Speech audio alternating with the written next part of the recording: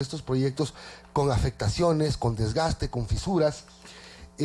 Bueno, son los proyectos Bajo Alto, la planta de licuefacción Bajo Alto, el poliducto Pascuales Cuenca, la repotenciación de la refinería de Esmeraldas, la planta de almacenamiento de gas Monteverde y también la refinería del Pacífico no tiene infraestructura y solo en el movimiento de tierras se gastaron un montón de dinero. Ya mismo entonces el ministro de Energía estará con nosotros para explicarnos en detalle este tema de los proyectos emblemáticos detectados con corrupción. La denuncia ya fue presentada en días pasados, y también sobre el decreto que el presidente Moreno acaba de expedir congelando el precio del diésel para la transportación.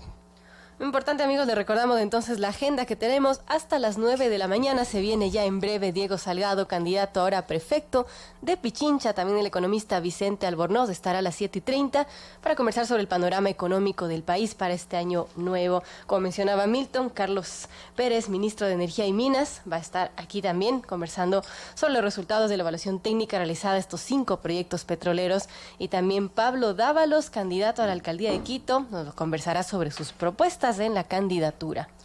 Atención, que las lluvias dejan problemas, sobre todo en la provincia de Esmeraldas, donde hay por lo menos 200 casas afectadas y la vía Santo Domingo-Esmeraldas está severamente dañada en el sector de Chaflú, muy cerca de Esmeraldas. Se fue parte de la mesa de la vía, el tráfico está parcialmente restringido. Se prevé que con las lluvias que siguen cayendo en el sector costero del país se siga afectando esta vía, cuya red vial es importante para conectar la sierra con la costa ecuatoriana. Así que atención con lo que pasa en la vía Santo Domingo-Esmeraldas. Cerca de Esmeraldas se fue la mesa de la vía y hay unas 200 casas afectadas por las lluvias. Amigos, y también el INAMI prevé lluvias más fuertes desde hoy. Eso publica Diario La Hora. Las lluvias que se registraron en los últimos 2 días podrían intensificarse, según los pronósticos del Instituto Nacional de Meteorología e Hidrología, INAMI. Para hoy, por ejemplo, se prevé que se registren precipitaciones con una carga de hasta 3.7 litros por metro cuadrado. También se calcula temperaturas máximas de 21 grados centígrados y mínimas de 13 grados. Así pues, hay que tener precaución. Por ejemplo, tomar medidas como no arrojar basura en las calles, depositar los desperdicios en sitios establecidos por EMASEO, tampoco colocar materiales de construcción sobre las aceras porque esto tapona el sistema de alcantarillado. Son las 7 de la mañana, 10 minutos. Damos la bienvenida a Diego Salgado, candidato a la prefectura de Pichincha por el Partido Social Cristiano, ex legislador. Diego, gracias por acompañarnos. Buenos días. ¿Le cogió el tráfico? Milton, buenos días. Sí, el tráfico ya no se puede calcular. Yo vengo desde Cumbayá y salgo con el suficiente tiempo. Ahora hay que, creo que, levantarse ya a las 5 de la mañana y estar activo en las carreteras. Así es. Porque yo estoy activo desde las 4:30. Soy viejito. Yo estoy aquí desde el 17 de diciembre y todavía sigo calculando los tiempos para llegar a tiempo. Es terrible, no hay cómo, no hay forma. Ventajosamente todavía he llegado a tiempo hasta el día de hoy. Bueno, en la semana pasada estalla un nuevo escándalo de diezmos en la Asamblea Nacional. Antes de hablar de los planes de la candidatura, Ana Galarza lo menciona usted por el ex asesor Lenin Rodríguez. Dijo que había hablado pestes, fue la palabra que utilizó la asambleísta, y que usted cobraba no sé cuánto para pagar un hacker, un Assange de la asamblea. Y bueno, lo mencionó en un escándalo que se fue haciendo grande cuando aparentemente lo que hacía es apuntar a una sola persona. Sí. Bueno, muchas gracias por esta oportunidad. Realmente me cogió a mí de sorpresa. Fíjese usted, 4 años de haber sido asambleísta de oposición y creo yo que una posición fuerte al poderoso correísmo, pero ni siquiera estos poderosos correístas osaron en señalarme y querer manchar mi honra, porque simplemente yo no tengo rabo de paja en ninguno de los sentidos que esta asambleísta Galarza, que además, dígase, es la única señalada por sospechas de diezmos. El Lenin Rodríguez, que fue asesor mío durante 2 años más o menos, sabe perfectamente, y cuando la asambleísta Galarza dijo lo que dijo en alguna entrevista, queriendo manchar mi honra, queriendo manchar mi nombre. De inmediato el propio Lenin Rodríguez salió a desmentir. Y así pasó con los otros colaboradores que de inmediato reaccionaron y dijeron que lo que está diciendo Galarza es mentira, porque es mentira. Fíjese usted, Daniel Salazar, y hasta donde yo conozco, no es un hacker, es un joven que se dedica a manejar redes y a diseñar algunos páginas productos exacto, y algunos productos para las redes. No debe haberme cobrado nunca $500 al mes, peor 2.000. No sé si es que la asambleísta Galarza entienda que $500 por 4 colaboradores son $2.000. $2.000 para pagar a un hacker o a alguien que te maneje las redes. Me parece carísimo, ¿no? Es decir, si tuviera yo el dinero y así me hubieran entregado el dinero, yo creo que no hubiera usado para eso. Entonces, mire, mete una serie de temas, ¿no? Que el hacker, y ya le oigo ahí que tiene miedo que los Latin Kings le persigan, le oigo que yo he tenido enamoradas y cosas de estas. Mire, es una cosa de locos, yo no comprendo, pero como existe justicia, estoy seguro que hoy día Lenin Rodríguez, el asesor que hace estas denuncias, va a ir a la fiscalía y va a demostrar quién es la corrupta, quiénes son los corruptos, porque es ella y el esposo, ¿no? Entonces, aparentemente, por supuesto, yo no soy juez, y la verdad es que yo no los he conocido, yo no he sido amigo. Ellos tuvieron alguna vez a bien invitarme en campaña a Ambato, porque yo era candidato a la asambleísta nacional. Me invitaron a caminar un día por la ciudad de Ambato. Yo acepté con mucho gusto, con mucho agrado. Ahí le conozco yo a esta hoy asambleísta y a su esposo. Luego me invitaron a un cóctel. Fui al cóctel y regresé al siguiente día. No he tenido otro contacto, tal vez telefónico, y sí propuse que, siendo mi equipo un equipo exitoso, con experiencia, con personas capaces, leales y con personas profesionales, pues que por pedido de ellos están a disposición de los nuevos asambleístas de Creo. Y ella contrató a Lenin Rodríguez, y fíjese lo que es. Ella habla de un hacker, Daniel Salazar, y Daniel Salazar trabajó para ella. Entonces, por todo lado pretende confundir, y a mí lo que me llama la atención también es que al hablar ella siempre subraya que soy candidato del Partido Social Cristiano. Y si nosotros cogemos y vemos y revisamos, como lo hemos hecho nosotros, las redes sociales, estas cuentas que no sabemos de quién se trata, por ejemplo, la Mameluca, una de las que me ataca defendiéndole a Galarza, ataca también a Jaime Nebot, a Paola Ventimilla, me dice a mí camisetero, etcétera, etcétera. Esta otra cuenta que tampoco sabemos de quién se trate, @ingenioso, @Willichina. Oye, bailarín, me dice, le haces el juego a los correístas. O sea, yo, Diego Salgado, opositor al correísmo, les hago el juego a los correístas. No me sorprende, porque el Partido Social Cristiano es igual a correístas. Entonces, con esto lo que están equivocados, el Partido Social Cristiano es igual a modernistas. Exacto, bueno, eso dicen, tampoco creo que sea así, pero bueno, en todo caso, sin darse cuenta que el propio líder de Creo, Guillermo Lasso, fue gobernador de Mauad, de la democracia cristiana. Guillermo Lasso fue superministro de Lucio Gutiérrez. Están escupiendo al cielo. El señor Jiménez, Pancho Jiménez, un gran hombre. ¿Pero usted está renegando de Creo? No estoy renegando de Creo. Pero está renegando. ¿Por qué? Relegado. Renegando. Renegando no, pues yo me fui por mis propios medios. Es decir, no me he ido feliz, obviamente. Ana Galarza, ¿por qué hace esto? Porque ella, quizá en el afán de defenderse, le fue salpicando a usted sin querer, o realmente lo planificó. Pero fíjese, ¿por qué meterme a mí? Porque yo fui el jefe de Lenin Rodríguez. ¿Por qué no le mete a Janine Cruz? Acaba de ser... Pero también la metió. No ha dicho entonces, mayor cosa, pero está metida. Sí, bueno, en todo caso, yo no puedo explicar, yo pregunto, yo estoy seguro que muchos, muy poquitos asambleístas, 1 o 2 asambleístas, unos 2 asesores legislativos, 1 o 2 periodistas, van a tener que comerse sus palabras. se van a empachar, ojalá no les haga daño.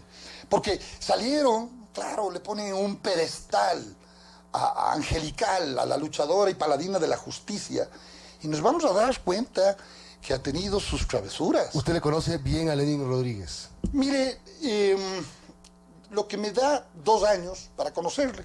En la posta, cuando hablaba con Ana Galarza, Lenin Rodríguez dice, me acaba de escribir Diego Salgado que viene para acá. No. Y Diego Salgado es mi amigo, dijo él. Sí, yo le considero mi amigo a Lenin Rodríguez. ¿Usted le cree lo que dice? Debo decir. Él me llamó, tuvo la gentileza y la cortesía de llamarme y darme las explicaciones. Así como Ana Galarza hace público los chismes supuestos de Lenin Rodríguez por la misma vía le desmiente. Y yo debo decir que le conozco 2 años a Lenin Rodríguez como un leal y muy buen colaborador, trabajador y profesional. ¿Le cree? Y le creo, y a Ana Galarza no le conozco. Lo que sí he podido ver, por ejemplo, es que el esposo de Ana Galarza tiene como 11 juicios, entre ellos de estafa, desde 2008, que no me vengan a decir que es persecución política. Ana Galarza recién es elegida en el 2017. Y el señor Galo Sevilla, creo que tiene sus juicios desde 2008, o sea, 9 años antes de que la señora, que la asambleísta Galarza sea asambleísta. Entonces, mire, yo no tengo que tomar partido, pero Lenin Rodríguez me llama a dar sus explicaciones. Trabajo con él 2 años, ¿no? Entonces, yo creo que la asambleísta Galarza se inventó tratando justamente de desviar. Y mire, y salieron unos satélites ahí, como digo, uno o 2 asambleístas de la bancada de Creo, ¿sí? Salieron 1 o 2 asesores, uno del asambleísta de Creo y otro de una asambleísta distinguida ex Creo, a ponerle en el pedestal, en el cielo, a Galarza. Pero hoy creo yo, que se va a caer ese pedestal y van insisto, a tener que tragarse sus palabras y ojalá no les haga daño, ojalá no se empachen, porque le han tratado a este pobre muchacho como... prefiero no repetir, pero le han tratado muy mal, muy mal. Fíjese, el propio Guillermo Lasso, cuando Fernando Flores, asambleísta de Creo, propone que la mayoría de legisladores para sancionar a estas diezmeras tenía que ser 72, 73, yo qué sé. Guillermo Lasso al poco tiempo reaccionó y públicamente pidió que le sancionen a Fernando Flores por hacer una propuesta política, bien o mal. Yo no estoy de acuerdo con la propuesta de Fernando Flores, ojo. Y ya hoy me están dando la razón. Porque la asambleísta Galarza va a tener que ser sancionada exactamente con la cantidad de votos que fue sancionada Ana Vallejo, la diezmadora, o la diezmera. Norma. Perdón, Norma. Entonces, no estoy de acuerdo bajo ningún punto de vista, pero a los 3 días Guillermo Lasso salió con un boletín de prensa pidiendo al bloque de Creo separen a Fernando Flores. Hasta ahora no lo hacen, ¿no? ¿Y qué pasa? Pues, ¿en dónde está pues Guillermo Lasso? Vamos 1 semana con esto. La sospechosa es Galarza, que nos salpicó, entre otros, a Janine Cruz, al supuesto hacker Daniel Salazar, los Latin Kings son los que ahora le persiguen y tiene que andar a todo lado con el marido. Y el marido, claro, seguramente es karateca y le va a ayudar, ¿no? El guardaespaldas. Además de todo lo que tiene, parece que ha sido karateca. Hoy le van a demostrar quién es la que miente.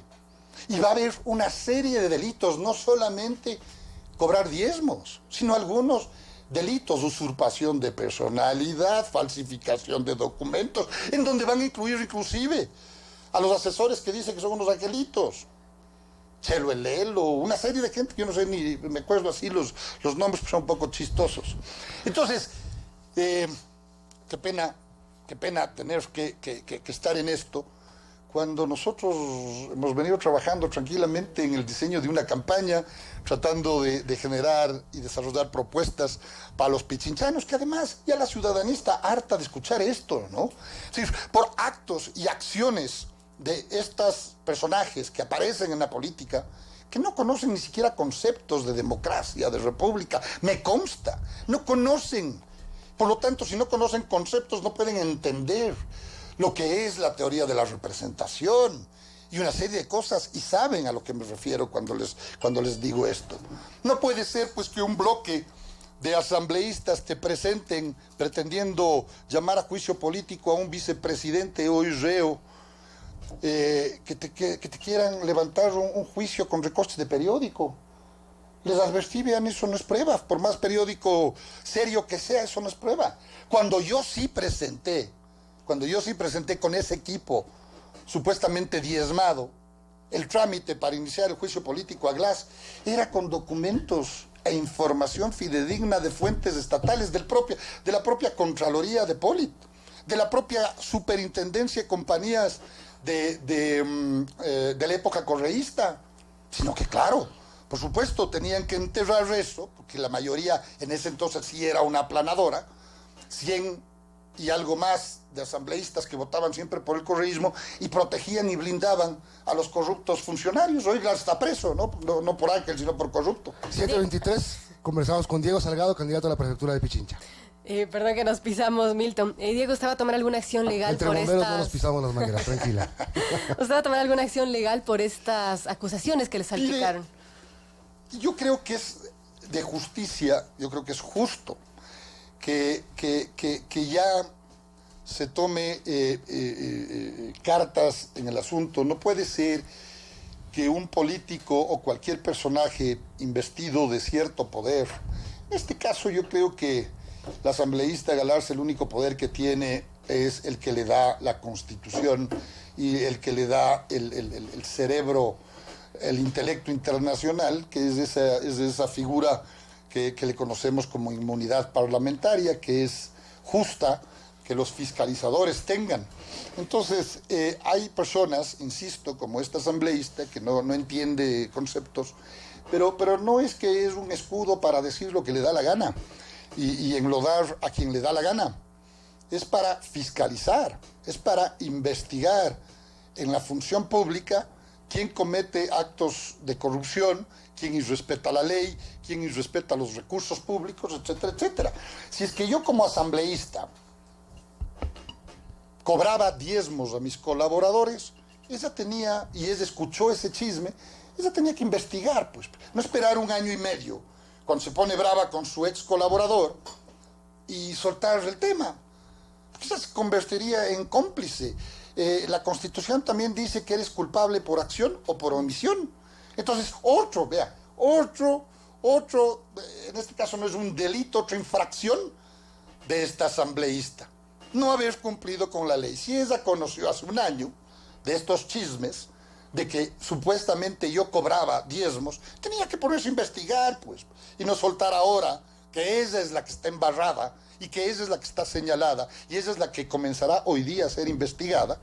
¿No es cierto? Entonces, volviendo a su pregunta, yo pienso que por justicia, porque sola va a caer. Es decir, entre esta y la próxima semana creo yo que todos los ecuatorianos conoceremos la clase de personas que son esta gente, estos asambleístas, su familia y su equipo. Esta semana, entre esta y la próxima semana, de acuerdo a cómo se mueva, la rapidez con la que se mueva tanto la Fiscalía como la Comisión Especial que tendrá que armarse en la Asamblea Nacional. Sin embargo, porque he sido yo, digamos, dañado o pretendido dañar en mi honra, yo tengo que tomar acciones legales. ¿Cuáles son estas? Estamos con mi abogado, él ya está dilucidando, está investigando, analizando cuáles. Yo me equivoqué, ayer tenía que haber iniciado el trámite, lo inicié, sin embargo me equivoqué porque yo pensé que la entrevista original de la asambleísta Galarza era en un medio digital, pero ha sido en TC, ¿no? Y yo me equivoqué porque habíamos puesto ya el oficio que está aquí conmigo.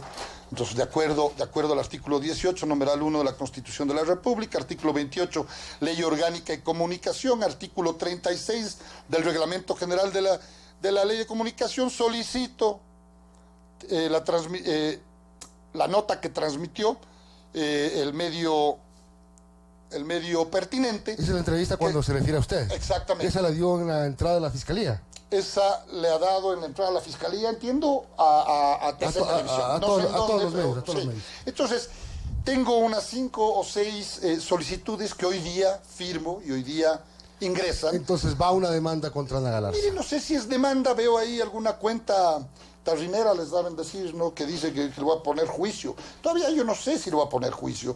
Todavía yo no sé cuál es la acción legal que va a tomar el equipo que está desde mi lado analizando. Sin embargo, repito, como justicia, es decir, ya hay que parar a esta gente. Por eso la institución Asamblea Nacional tiene el desprestigio que tiene. Vamos a ver si todos estos asambleístas que se han autodenominado justicieros toman cartas en el asunto y son tan eficientes como fueron con Anita Vallejo. Hablemos de Normita Vallejo. Normita Vallejo, perdón. Primero dijo Lenin Moreno y ahora... Qué bestialidad, Sí, pues. sí. Bueno, hablemos, hablemos, cruzado. hablemos un poco de la campaña. Por favor. Usted es candidato a prefecto y va a seguir hablando de Ana Galarza. No, ¿Cuál es su proyecto de no campaña? quiera, Ana Dios Galarza, no creo, Dios ¿no? Quiera, Dios no quiera. Bueno, si ¿tiene es usted que un me tema? vuelve a buscar, bueno, algo habré que hacer. Nombrar de jefe de campaña. Bueno, capaz que gana. No creo. Quito no creo. ¿Qué va? Bueno, un tema con la seguridad. He estado leyendo un poco que usted incluso participó en la Cámara de Comercio de Quito con temas de seguridad.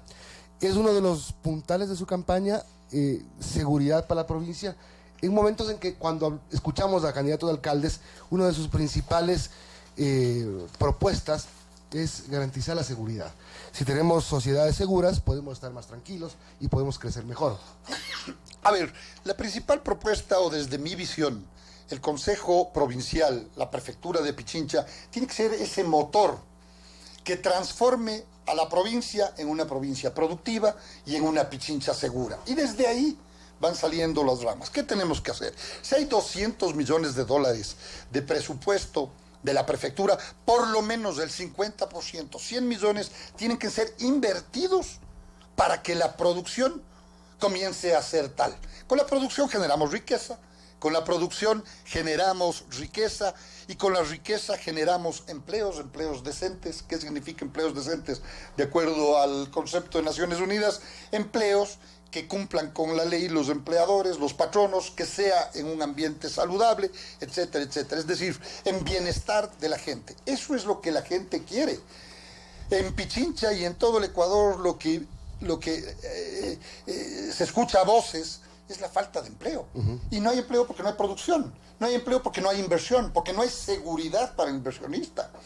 ¿Qué tenemos que hacer con el presupuesto de la prefectura de Pichincha? Pues invertir en repotenciar vías, por ejemplo. Porque por las vías, aparte de ir y venir turistas, aparte de ir y venir trabajadores del agro, trabajadores de la industria, salen los productos. La mejor rosa, no de Pichincha, del Ecuador, perdón, no del Ecuador, sino de la región, se dan en Pichincha. Panela, ya industrializado, la caña de azúcar, palmito, aguacate. Aguacate es el nuevo oro verde. El aguacate, toda la zona de Guazabamba y todo lo que le conocemos como la ruta escondida, parroquias rurales de Quito, es una zona de gran producción de aguacate. Pichincha abastece, es la provincia que más abastece, que más produce leche para el Ecuador y para la región, insisto. Es decir, vías para la producción. Producción, todo lo que tenga que ver. Infraestructura. Las vías tienen que ser repotenciadas, obviamente, para que los turistas puedan visitar los maravillosos parajes que tenemos desde la región andina, con nuestros volcanes, hasta la parte subtropical, con toda esa biodiversidad que tiene todo el noroccidente. Entonces, potenciar vías. Cada uno de nuestros pueblos, cada uno de los 8 cantones de la provincia de Pichincha, tienen una característica propia culinaria, por ejemplo. Se me ocurre cada vez que nosotros pensamos en Sangolquí, el mejor hornado. Entonces, pero estamos listos, o está listo esta infraestructura, este aparato en Sangolquí para atender al turismo nacional y extranjero. Eso habría que ver, eso habría que cuestionar. Y si está listo, que sean el ejemplo de qué es lo que se debe hacer, cómo se debe atender a los clientes, cómo se debe dar el servicio y atención al cliente, que sean ellos el ejemplo para el resto de la provincia. Entonces tiene que haber inversión en vías, tiene que haber inversión en infraestructura para la producción, en donde se almacenan los granos, en donde se acopia toda la producción agrícola, tanto en la zona subtropical, como decíamos, del noroccidente, como en la parte andina, en la sierra. Estoy pensando en Cayambe, en Mejía, por supuesto que en Rumiñahui, y en todas las regiones de la provincia de Pichincha. Eso es producción. Tienes que asesorarles, tienes que guiar, ¿no? En cómo se produce mejor, cuál es la mejor semilla, en fin, cosas que ni siquiera es una invención mía, sino que está en la ley. En el artículo 41, el literal A, funciones de la prefectura de Pichincha. Promover el desarrollo, primerito. Qué pena hoy día, de los 200 millones de dólares, apenas invierten $200.000 en la producción. Apenas $200.000 en la producción. ¿Y cuál es el principal problema de los ecuatorianos y de los pichinchanos? El desempleo. Ahí está una de las causas y ahí está una de las razones por las cuales yo estoy proponiendo que la prefectura de Pichincha sea ese motor para transformar a la provincia en productiva y segura. En seguridad. Es otra pena. De enero a junio de 2018, en las vías de Pichincha, hubo 3.958 accidentes. Es la provincia con más accidentes del país. Entonces, ¿qué te lleva a pensar? Tenemos que ayudar pues, a que haya seguridad en el tránsito, no solamente para choferes, sino para pasajeros, para los turistas, los que decimos, de Rumiñahui y de los cantones y de las ciudades aledañas a la capital, a Quito, viene el 70%. Por eso también a estas horas, y el problema de las mañanas, a estas horas tenemos repletas las vías de ingreso a la capital, de ingreso al centro urbano. Y hay dos sectores más complicados para el tema de la seguridad vial, que es la parte hacia Santo Domingo y la parte hacia el noroccidente. Absolutamente. La vía Calacalina Independencia, por ejemplo, que la devolvió el Ministerio de Transporte a la prefectura, no ha tenido mantenimiento o mayor mantenimiento. Así es. Fíjate, no hay una sola señal. ¿Por qué no hay letreros, señalización, nombres de la población, nombres del caserío, flechas para el desvío? ¿Por qué no hay un control policial? Sitios, como nosotros les llamamos en nuestra propuesta, centros SOS. ¿Qué significa? Desconcentrar a la Policía Nacional, obviamente en coordinación y con el visto bueno de ellos, como manda también el Código de Ordenamiento Territorial y la Constitución. Desconcentrar la policía y hacer verdaderos cuarteles, no un UPC, pues, no una unidad de policía comunitaria con 5 o 4 policías de vez en cuando, con una camioneta que no sirve, una camioneta que sí sirve no tiene gasolina, sino verdaderos cuarteles que acojan a la cantidad de efectivos policiales necesarios para la zona que van a vigilar. Si son 4 grandes arterias, 4 grandes vías, acabas de mencionar 2, la Loac Santo Domingo, la Calacalila Independencia, la General Rumiñahui y la vía hacia Cayambe. Si tenemos 4 vías grandes, pongamos en sitios estratégicos estos centros de SOS, cuartel de policía, estación de bomberos, un hospital general y sitios de auxilio, en donde se venda agua, en donde se venda elementos básicos para la subsistencia. Entonces, todo eso tiene que ver con la protección del ciudadano. Hay que señalizar, la gente tiene que saber en dónde está. Tú tienes que poner la altura, los turistas quieren saber, propios extraños, en dónde estamos y a qué altura estamos, dado que en la provincia de Pichincha tienes esa maravillosa característica, que puedes recorrer en poquito tiempo varios microclimas, varios geografías, varios ambientes o medios ambientes, que vas desde la sierra, como decimos, hasta la puerta de la costa y a la playa muy cerca a nuestra provincia. Bien, vamos a tener que terminar y que venir otro día usted como invitado para hablar más de los planes de la prefectura. Usted solito habló de Ana Galarza más del 60% de la Ustedes entrevista. no me jalaron la lengua, eso es verdad. Gracias, Diego Salgado, por acompañarnos, candidato a la prefectura de Pichincha. Gracias.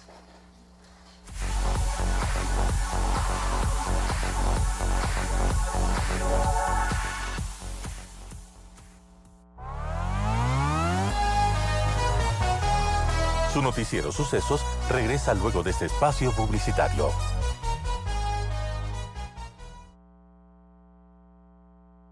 Siete horas, 38 minutos. Inicio de espacio publicitario. Eso, con fuerza. Ya llegamos un poco más. Abre el contenedor para lanzar los escombros a la basura. ¡Vecinos! ¿Qué creen que están haciendo? Nada, solo estamos botando basura. ¿Basura? Eso no es basura. Ladrillos, concreto, material de construcción son escombros. Y los muebles viejos, colchones y electrodomésticos dañados son tereques. Oye, pana, la Bessie tiene razón. Los escombros y tereques pueden dañar los recolectores. Bessie, ¿acaso usted trabaja en Emaseo? No, vecinos. Yo soy una ciudadana que quiere a Quito. Conozca los lugares de recolección de escombros y tereques en www.emaseo.gov.es/Quito a reciclar. Quito cuenta contigo. Fin de espacio publicitario.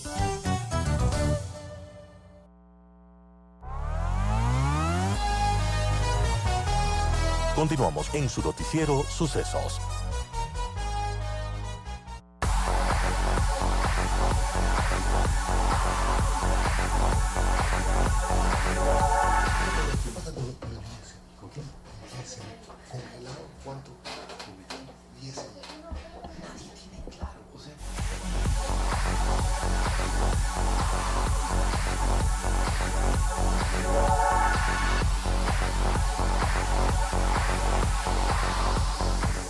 Amigos, estamos de regreso y bueno, vamos a continuar con nuestros invitados. Está aquí ya con nosotros el economista Vicente Albornoz para hablar sobre economía, el panorama económico del país para este nuevo año. Pero antes quiero recomendarles nuestras redes sociales a través de Twitter, @Radio Sucesos DC con el hashtag La Noticia en Sucesos. Ustedes pueden comentar e interactuar con nuestros invitados. Hay una noticia que publica Diario La Hora y dice: déficit fiscal del 2018, el más bajo de los últimos 6 años. Según el Ministerio de Economía y Finanzas, hubo un incremento de los ingresos y la recaudación tributaria. A través de un comunicado oficial, el Ministerio de Economía y Finanzas defendió la gestión realizada durante el año pasado, durante el 2018, sobre todo con respecto a la reducción del déficit fiscal. Además, puntualizó que se heredó una situación económica insostenible.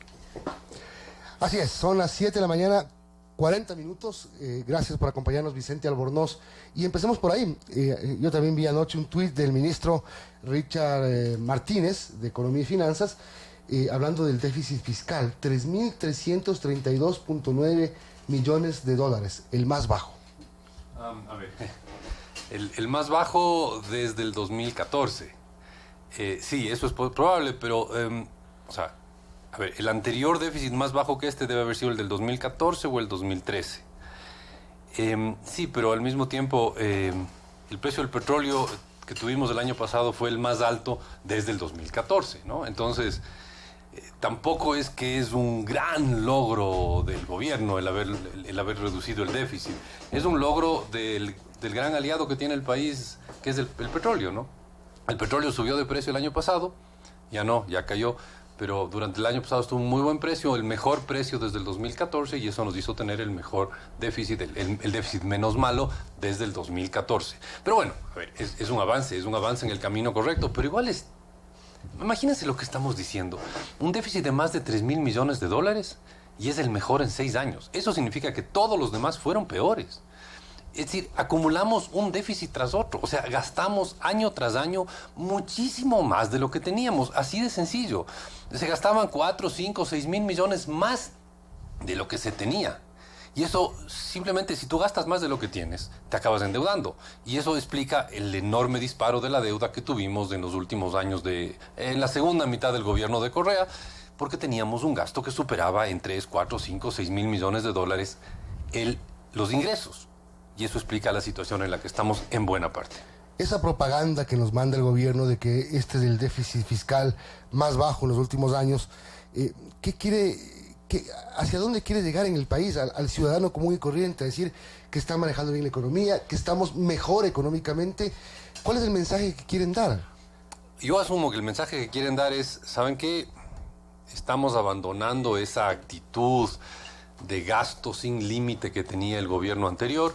Estamos pensando, a diferencia del gobierno anterior, estamos pensando en el futuro, estamos pensando en tener las cuentas equilibradas y por lo tanto esto es un logro. Y es verdad, a ver, eso es verdad. el gobierno actual tiene mucho más conciencia, o sea, a ver, el gobierno actual tiene conciencia de lo mal que estaba la economía, el gobierno actual está peleando por mejorar la situación económica, en eso hay un cambio enorme frente al gobierno anterior, sí, es verdad, y un poco eso es lo que quiere transmitir el gobierno. Me parece a mí que no es una estrategia políticamente muy hábil, ¿no? Porque al ciudadano de la calle que le digan que el déficit fiscal es el más bajo de los últimos 6 años, va a decir, ya, pero yo qué sé, el error está caro, no tengo idea si el error está caro. Y ahí hago un paréntesis, porque al ciudadano de la calle le llegan otro tipo de mensajes. Mensajes como que vamos a ahorrarnos, vamos a reducir personal, vamos a reducir los lujos del Estado. Y ayer aparece la ex vicepresidenta de la República en un carrazo del equipo de seguridad presidencial con guardaespaldas pagados por el Estado. Sí, hay un decreto que le garantiza a un ex dignatario, vicepresidente o presidente, 6 meses más de seguridad. Pero con otro decreto se soluciona el asunto, pues. No, además hay una cosa... Con otro decreto firmado por Lenín Moreno, se le pone en taxi a Alejandra Vicuña o para que pague su propio auto y llegue a la fiscalía. Sí, pero además, si lo que quieres es realmente ahorrar plata, podrías darle una seguridad más barata. Es decir, no le pongas, como tú bien dices, en un carrazo con no sé cuántos, 5, 6, 8 guardaespaldas. Ponle en un carrito con un guardaespaldas y estás dando la señal de que ahorras. A ratos me da la impresión de que el gobierno como que tiene 2 o 3 o varios grupos dentro del gobierno. Tiene aquellos que están totalmente conscientes de que hay que reducir el gasto público porque simplemente nos la farreamos en la década anterior. Y eso creo que hay que tener clarísimo, ¿no? Estamos viviendo un chuchaqui por una monstruosa farra que vivimos en la década anterior. Ya, entonces, como nos la farreamos en la década anterior, hay que ahorrar plata ahorita. Y no hay más. Es antipático, es desagradable, es incómodo. ¿Ustedes creen que yo estoy feliz de que me suban el precio de la gasolina? Obviamente estoy tremendamente disgustado, pero yo acepto que es necesario subir ese precio de la gasolina, ¿ya?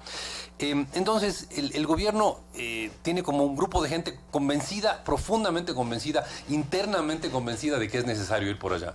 Y otros que como que no la captan, ¿no? Entonces, uno dice, pero ¿cómo puede ser que no estén ahorrando duramente en la seguridad de María Alejandra Vicuña, que puede ser cosas pequeñas, a lo mejor sí son pequeñas, pero son importantes. No importa. Es que en un mensaje comunicacional lo que más llega es eso, sí, que el famoso estamos bajando el déficit. Sí, no, porque el ahorro del Estado se da de una suma de un montón de cosas pequeñas. Entonces, el que sea una cosa pequeña no es secundario. Una cosa pequeña se suma a otra y a otra y a otra y se suma a 1000 cosas pequeñas y ahorraste $1 millón. Claro. Entonces, sí. ¿cuánto costará cuánto habrá costado ese transporte de María Alejandra Vicuña? Y estoy seguro que puedes dar un buen nivel de seguridad con un carrito y un guardaespaldas. Bueno, quizá un carrito y un chofer. Quizá la cosa pequeña es la que vimos ayer, que llegó a la fiscalía, pero tiene ya algunos meses. Correcto. Y tendrá otros más. Si es que no se cambia el decreto. Ya, pero no cambies el decreto, no. Ponle una seguridad muchísimo más barata y entonces demuestra que cumples la ley, por un lado, porque hay que cumplir la ley, porque el decreto dice eso, y por otro lado, o sea, no me gusta que tú cambies las normas con dedicatoria, pero simplemente aplica la norma de una manera en que no gastes un montón de plata. Es decir, 4 o 5 personas y un carrazo, a mí me suena que es bastante platita al mes. Ok, ahorra eso y bájale el número de guardaespaldas al ministro X, al ministro Y, al viceministro, al director de aquí, el director de allá, y te apuesto que vas a tener algún ahorro. Ahora, uno dice que bueno que el gobierno ahorre. Sí, es necesario que el gobierno ahorre, pero también tiene su costo, ¿no? Es decir, la economía se desacelera, hay menos empleo, hay menos crecimiento. La pobreza está estancada, no está cayendo como estaba en el pasado, pero esos son los costos del ajuste, ¿no? Es más o menos el costo del chuchaqui después de la gran farra lo que estamos viviendo este rato. Economista, también hay otro tema y es que la inflación de diciembre en Ecuador, la segunda más baja en 10 años, justamente el Instituto Nacional de Estadística y Censos del INEC informó que la inflación del Ecuador se colocó al mes de diciembre del 2018 con 0.10%, lo que significa que en dicho año, pues el índice cerró con 0.27%. ¿Qué nos dice este índice respecto a la salud de la economía y pues los consumidores, como vivimos este diciembre también? A ver, vamos poco a poco. El 0,27 significa que en promedio los precios de la canasta familiar promedio estaban 0,27%, o sea, nada. por encima de los precios de la misma canasta hace un año. En diciembre de 2017 estaban en un valor y en diciembre de 2018 era ese valor más 0,27%. O sea, en las unidades de medida que usaba mi abuelita, una nadita por encima de lo que estábamos hace un año. El año anterior, o sea, en el 2017, estuvo una nadita por debajo del 2016. Básicamente ahorita estamos al nivel de diciembre de 2016. O sea, cayó en el 2017 y subió en el 2018, pero en ambos casos unas cantidades ínfimas. ¿Qué refleja eso? A ver, refleja que estamos con una inflación que en el fondo está moviéndose muy cerca del cero. Y que si no hubiera habido el ajuste de la gasolina súper, ¿cuándo fue? Por ahí por octubre, en agosto del año pasado, y el ajuste de la gasolina extra en diciembre, habríamos terminado el año con una inflación negativa. También significa que en este mes de enero vamos a tener una inflación bastante fuerte porque casi todo el golpe del cambio del precio de la gasolina extra va a absorberla el IPC de enero y febrero. Entonces vamos a tener una buena inflación en enero y febrero por culpa de eso. Pero si es que quitamos gasolina y quitamos alimentos, estamos con una inflación virtualmente de cero, ¿ya? Entonces, eso es el reflejo de dos cosas. La primera, de que hay menos demanda. O sea, la gente está comprando menos. La gente está dispuesta a pagar, no está dispuesta a pagar esos precios astronómicos que pagábamos en el 2014, por ahí. Ustedes iban a los centros comerciales en el 2013 y 14 y todo, teníamos precios impresionantes. Y uno decía, venderán, y veía cómo salía la gente con bolsas llenas de compras, ¿no? Eso ya no existe. Ya no existe ese poder de compra y esa tranquilidad de gasto que teníamos. Porque claro, el gobierno está gastando menos de lo que estaba gastando antes, ¿ya? Entonces, como el gobierno gasta menos, entra menos plata a la economía, en la economía se mueve menos, hay menos poder de compra de la gente y la gente está comprando menos. Como la gente compra menos, las empresas tienen que manejar muy bien sus precios. Yo he oído más de un productor que dice, oye, si es que no hago ofertas, o sea, la típica oferta, pague 2, lleve 3, pague 3, lleve 4, si no hago ofertas de ese estilo, no salgo del producto. La gente no compra si es que no encuentra que las cosas están a un precio más asequible. Entonces, eso nos lleva a tener esta inflación bajísima, cercana a cero, es por este desinflamiento de la economía. Que suena medio antipático, porque hay menos demanda, etcétera, pero que es necesario, porque es como que la economía está volviendo a poner los pies sobre la tierra y está volviendo a ponerse, está volviendo a ser realista, ¿no? Por un lado. Y por otro lado, el Ecuador es un país caro. Váyanse ustedes a Ipiales, a Piura o a Miami y van a encontrar precios más asequibles en muchas cosas. Y uno dice, podría decir que con Colombia y Perú es un tema del tipo de cambio, lo cual no es verdad, pero podría argumentarse eso. Pero con Miami no hay ningún tipo de cambio que nos afecte. El Ecuador se volvió un país caro y tenemos que bajar los precios del país. Y ahorita estamos en ese aspecto en un muy buen camino, porque Estados Unidos, Colombia, Chile, Perú, todos los países, los más importantes socios comerciales de nosotros, tienen más inflación que nosotros. Entonces estamos empezando a recuperar mucho del espacio perdido. Les doy un dato que es impresionante. En los años del gasto público loco, cuando el gobierno gastaba y gastaba a manos llenas, entre mediados del 2007 y mediados del 2015, que son los años de la locura, en el Ecuador acumulamos 45 puntos de inflación. O sea, lo que a mediados del 2015 costaba 100, a mediados del 2007 costaba 100, a mediados del 2015 costaba 145. ¿En ese periodo? En 8 años, en exactamente 8 años. En ese mismo periodo. Con una periodo, subida escalonada. Claro, imagino, poco a poco, fueron subiendo, pero los años de pero más... es una subida dramática. 45% de inflación en años dolarizados. En ese mismo periodo, Estados Unidos tuvo 15% de inflación. O sea, nosotros tuvimos 30% más de inflación en 8 años que Estados Unidos. Entonces, oh sorpresa, nos volvimos un país caro. Y devaluamos al dólar. Claro, estamos pegados y el dólar no se nos devaluó. Exacto. Entonces, ahí perdimos mucha competitividad. El país se volvió un país caro. Por culpa de que teníamos un gobierno que gastaba sin medida y gastaba sin medida y había un poder de compra enorme y la gente compraba y la gente estaba dispuesta a pagar cualquier precio, nos volvimos un país caro. Y hoy día esta inflación baja es una buena señal porque estamos empezando lentamente a recuperar el terreno perdido de competitividad frente a todos los socios importantes, Estados Unidos, Perú, Chile, Colombia. 7:51 conversamos con Vicente Albornoz, analista económico, pero las cuentas del Estado, como recojo las palabras del ministro de Economía en la rueda de prensa de diciembre cuando anunció el incremento de la gasolina extra, dijo, tenemos que raspar la olla todas las semanas para poder salir adelante.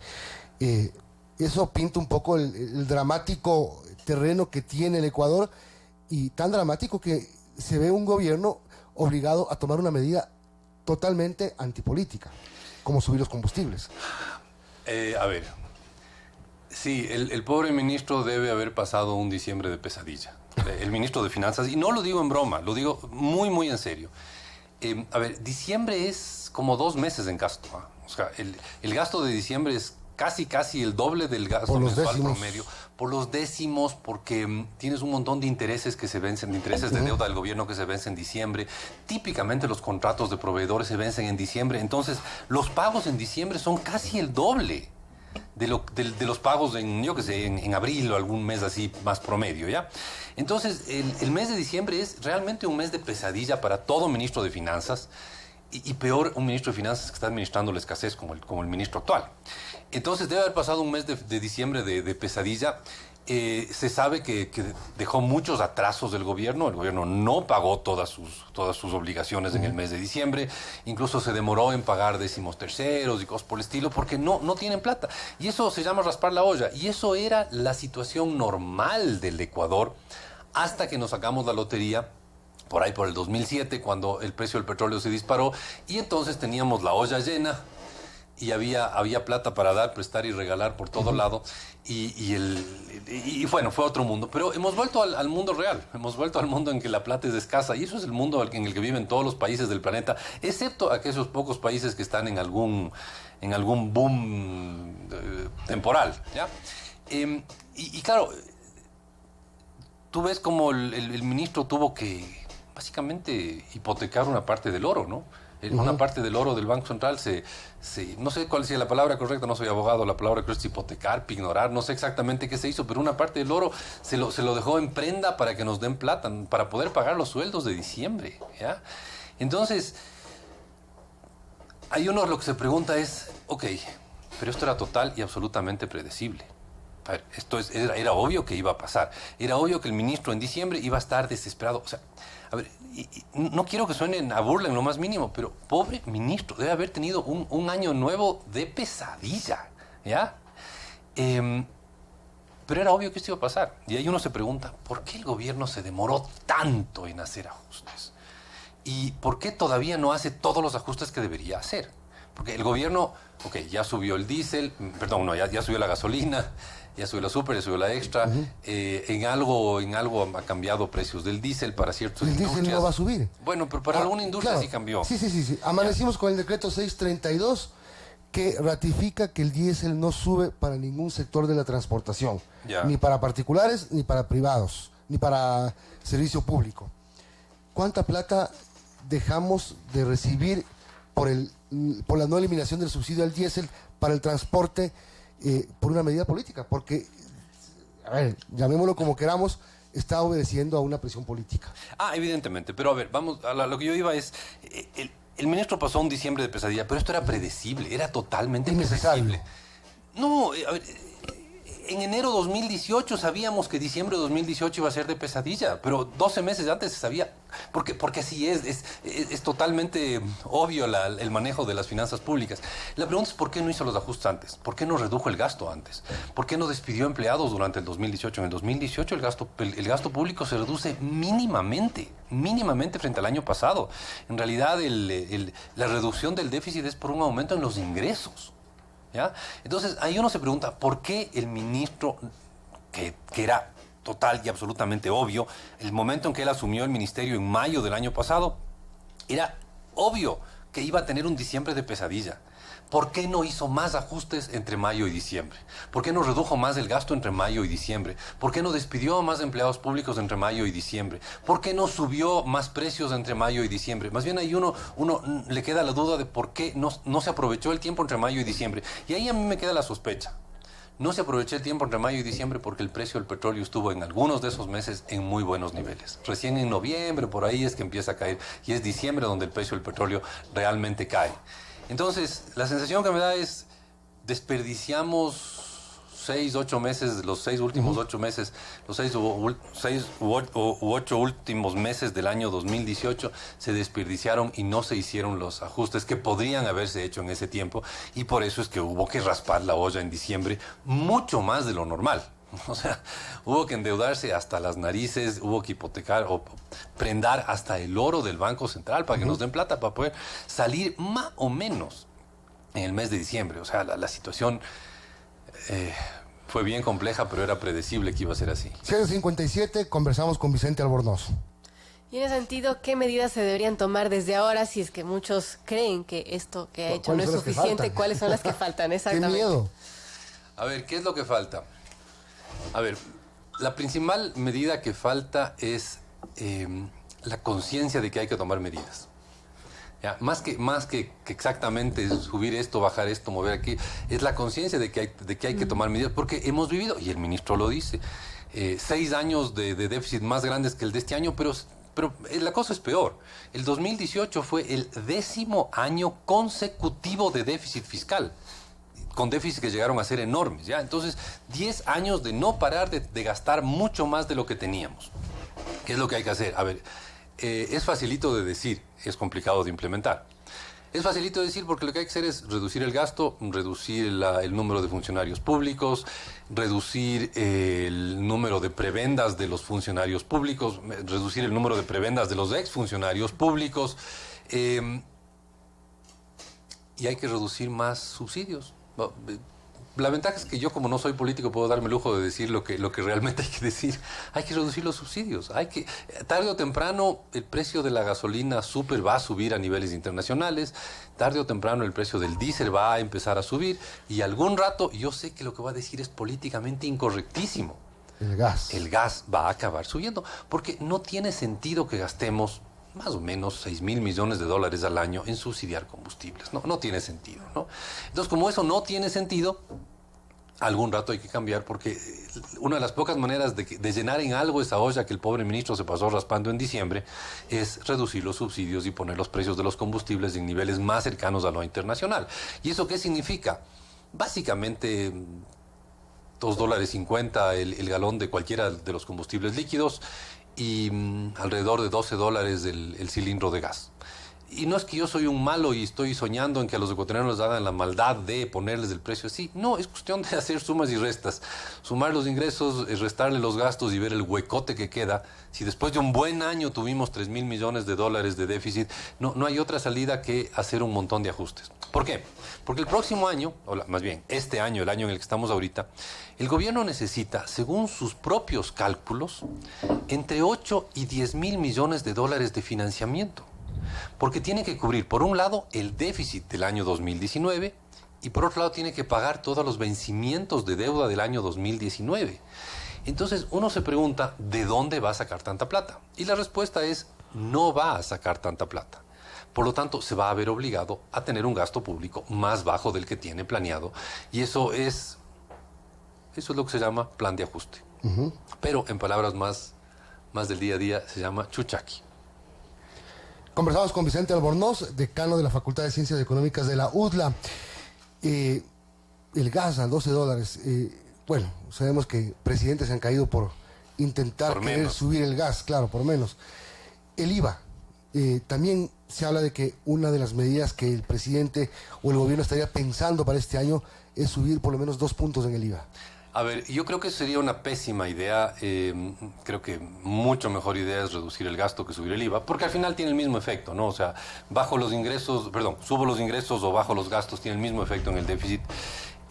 No creo que tenga sentido subir el IVA. Ahora, también va a ser un cálculo político, ¿no?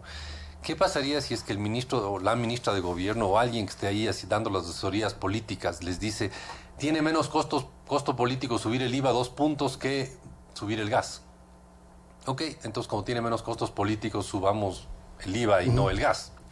Puede ser, pero la verdad no es lo ideal tomar las medidas económicas en función de los costos políticos, sino en función de cuál es el escenario ideal para el país, ¿no? No sé si me explico. Sí, claro. Hay que tomarlo en función de la política de la mejor política económica y no del minimizar los costos políticos de electorales, yo que sé, como quieran ponerle el nombre. Lo que pasa es que, aunque el presidente de la República diga que no le importa el costo político, que él hace lo que tiene que hacer por el bien del país, resulta que si hay tintes políticos, pues este decreto de que no sube el diésel cuando tenían planificado incluso en el presupuesto de que no hay subsidio al diésel del transporte y, por ejemplo, subsidiar la gasolina extra a los taxistas. Bueno, son medidas políticas. Sí, evidentemente. Entonces, a ver, ¿por qué se subsidia la gasolina a los taxistas? No hay ninguna lógica económica en eso, absolutamente, cero lógica económica, pero hay una lógica política, ¿no? ¿Por qué? Porque son un grupo de presión bastante organizado, capaz de paralizar alguna ciudad por aquí o por allá. Entonces, antes de que nos paralicen la ciudad, entonces les ponemos un subsidio a ellos y al resto no. Y claro, me parece absurdo y no creo que debería hacerse eso, pero ya es un tema político en el que a los pobres economistas nos dejan de oír y los políticos hacen lo que les parece conveniente, aunque no sea lo conveniente para el país. Bien, gracias, Vicente. Y no sé si tenemos tiempo para una pregunta final, sí, claro. Para Vicente. ¿Qué podíamos esperar de este 2019 con la economía ecuatoriana? A ver, creo que lo que deberíamos esperar es algo así como un 2018 levemente empeoradito. A ver, no estoy diciendo que se nos viene la crisis, la catástrofe. No. Todo puede ocurrir, puede ser que mañana nos caiga un asteroide encima de la cabeza y desaparezcamos, pero lo más probable, el escenario más probable es que el 2019 sea como el 2018, un poco más lento todavía. ¿Es lo ideal? Obviamente no es lo ideal, pero insisto, es el readaptarse, el volver a pisar la tierra después de haber vivido años flotando en una ilusión, ¿no? Después de haber vivido años en una burbuja, aislados de la realidad, después de haber vivido de las rentas del petróleo, de golpe se acabó la lotería, nos farreamos toda la herencia de la abuelita y tenemos que reubicarnos en esta realidad. El 2019 yo creo que va a ser un 2018 lento, un 2018 con menos movimiento y menos dinamismo en la economía. Sí, habrá que buscarlas, incluso dentro de un año tan lento como el que podríamos esperar del 2019, siempre hay oportunidades para las empresas, siempre hay oportunidades para los negocios, siempre habrá gente dispuesta a comprar cosas si es que están al precio adecuado, en el tamaño adecuado, en el empaque adecuado. ¿Es momento de ahorrar, de comprar? Depende qué. Depende qué. O sea, alimentos siempre hay que comprar, ropa siempre hay que comprar. Si es que usted está con plata, cómprese un bien inmueble, obviamente, porque han de estar baratos de este rato. Si usted no necesita plata, no venda sus bienes inmuebles porque están baratos de este rato. Ahí hay un... Exacto, pero estoy seguro que... Uno podría decir, va a ser un 2019, va a ser el 2018 empeorado, qué barbaridad, vistámonos de negro, pongámonos todos de duelo, salgamos a llorar en la calle, o simplemente, ok, esa es la realidad, veamos cómo minimizamos el golpe y quizás encontramos alguna oportunidad dentro de esto, que al final el Ecuador es un país con tantas oportunidades, tantas cosas que después de un mal año, quizás después de 2 malos años, quizás después de 3 malos años, salgamos a un buen año y en el 2020 y algo, tengamos un muy buen año y hay que estar preparados para eso. 8:05, gracias Vicente Albornoz, decano de la Facultad de Ciencias Económicas de la UDLA, analista económico, por sus perspectivas para 2018, 2019, 2020, 2021, 2022 quizás. Gracias. Sí, que el 2025 sea un buen año, hay una alta probabilidad de eso. Bueno, viene con otros temas. El ministro de Energía y Recursos No Renovables, Carlos Pérez, hay un decreto que se emitió o que se hizo público esta mañana, el 632, que habla del tema del diésel para la transportación.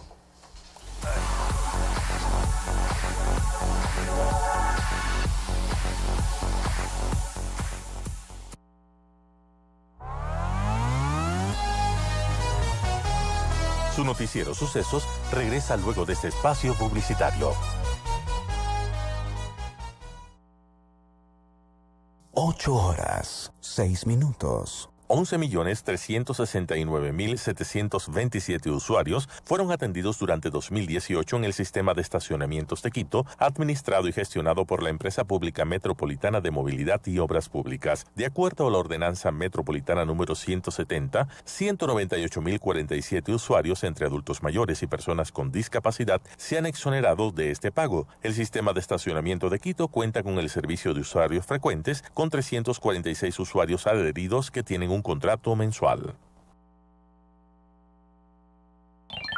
Recuerde que ahora nos puede seguir a través de nuestra página de Facebook Radio Sucesos, _alto, música excepcional para sus opiniones, comentarios, sugerencias musicales e información de las novedades en el mundo de la música y nuestra programación. Así también en www.radiosucesos.net para conocer los sucesos más importantes del momento.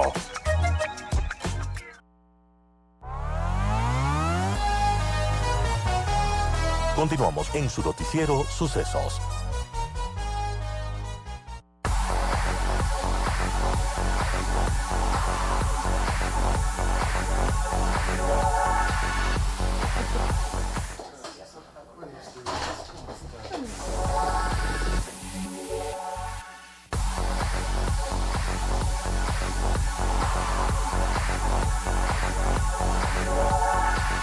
Amigos, estamos de regreso a las 8:07 y estamos listos para presentar a nuestro siguiente invitado, a Carlos Pérez, ministro de Energía y Minas, para conversar acerca de varios temas, entre ellos los resultados de la evaluación técnica realizada de estos 5 proyectos petroleros y también hoy que se conoció este nuevo decreto presidencial. Pero antes también sugerirles a nuestros amigos que nos sigan en nuestras redes sociales, en Twitter, en @radiosucesosdc, con el hashtag La Noticia en Sucesos. Pueden comentar, interactuar y hacer las preguntas también al ministro aquí en cabina. Son las 7 de la mañana con 8 de la mañana con 8 minutos. 8 de la mañana, 8 minutos. 7 de la mañana, 8 minutos en Galápagos. Gracias al ministro de Energía y Recursos No Renovables, Carlos Pérez, por acompañarnos. Decreto 632 que fue firmado por el presidente de la República con un artículo único, que se mantiene el precio del diésel 2 y el diésel premium destinado para el sector automotriz, específicamente para vehículos de transporte terrestre público y comercial y vehículos particulares, para quienes no existirá restricción de cupos. $1.037 por galón. Ministro, gracias por acompañarnos. ¿Por qué decidir mantener el precio del diésel cuando tenían previsto que haya una eliminación, no sé si parcial o total, del subsidio? A ver, sí, el diésel de la transportación pública y del transporte pesado, incluido transporte escolar y transporte turístico, nunca fue previsto una alza. El decreto claramente indica eso. El precio del combustible diésel 2 y diésel premium se mantenía en 1.037. Lo único que hemos revisado nosotros ahora es la aplicación, porque no tenemos todavía el proceso de compensación para el diésel de vehículos privados. Ese es el que en algún momento que nosotros tengamos algún sistema de compensación disponible, se revisará el precio. Pero la transportación pública debe estar tranquila de que no ha habido, como fue la decisión original, de no hacer el cambio a eso, para no afectar justamente al costo de la vida, a los pasajes, etcétera, que era la preocupación de la ciudadanía. ¿Cuántos vehículos usan diésel? ¿Cuántos vehículos privados que tengan que ser sujetos de un no subsidio, digamos así? Porque me imagino que la compensación o la aplicación era difícil. Digamos, es una minoría quizás el tema de los vehículos privados que usan diésel. Así es, nosotros tenemos números que los vehículos de transportación pública y pesados son alrededor de 120,000 vehículos y los vehículos privados, livianos, etcétera, hasta 3,000 centímetros cúbicos son alrededor de 100,000 vehículos. Pero en cuanto a consumo, la gran mayoría está en el consumo de, obviamente, de los vehículos pesados. Tenemos un comparativo de consumo de 40 galones al mes por vehículos livianos versus entre 800 y 900 galones un vehículo de transporte pesado. Entonces eso significa que alrededor de entre el 5 y 6% del consumo va al privado y más del 90% va al transportación. Ese 5 o 6% del que ustedes van a buscar la forma de quitar el subsidio. Así es, más adelante se revisará eso y veremos cómo podemos controlar y manejar ese aspecto o ese grupo de transporte privado. Pero entonces, ¿qué distorsión hubo en la explicación del decreto 619 cuando los mismos sectores de la transportación estaban preocupados? Incluso ayer en la plataforma gubernamental financiera se dio la reunión y salieron los transportistas pesados contentos diciendo que el gobierno ratificó que no hay elevación del precio del diésel. ¿Quién se equivocó? ¿Quién distorsionó? ¿O realmente fue una medida en marcha atrás del gobierno. No, de ninguna manera hubo una medida marcha atrás, quiero ser muy enfático en eso. No hubo marcha atrás, eso estaba así. Lo que se estaba buscando eran medios de compensación para no afectar a los transportistas. Nunca hubo el interés del gobierno nacional de subir el costo de diésel para el transporte público, el transporte pesado.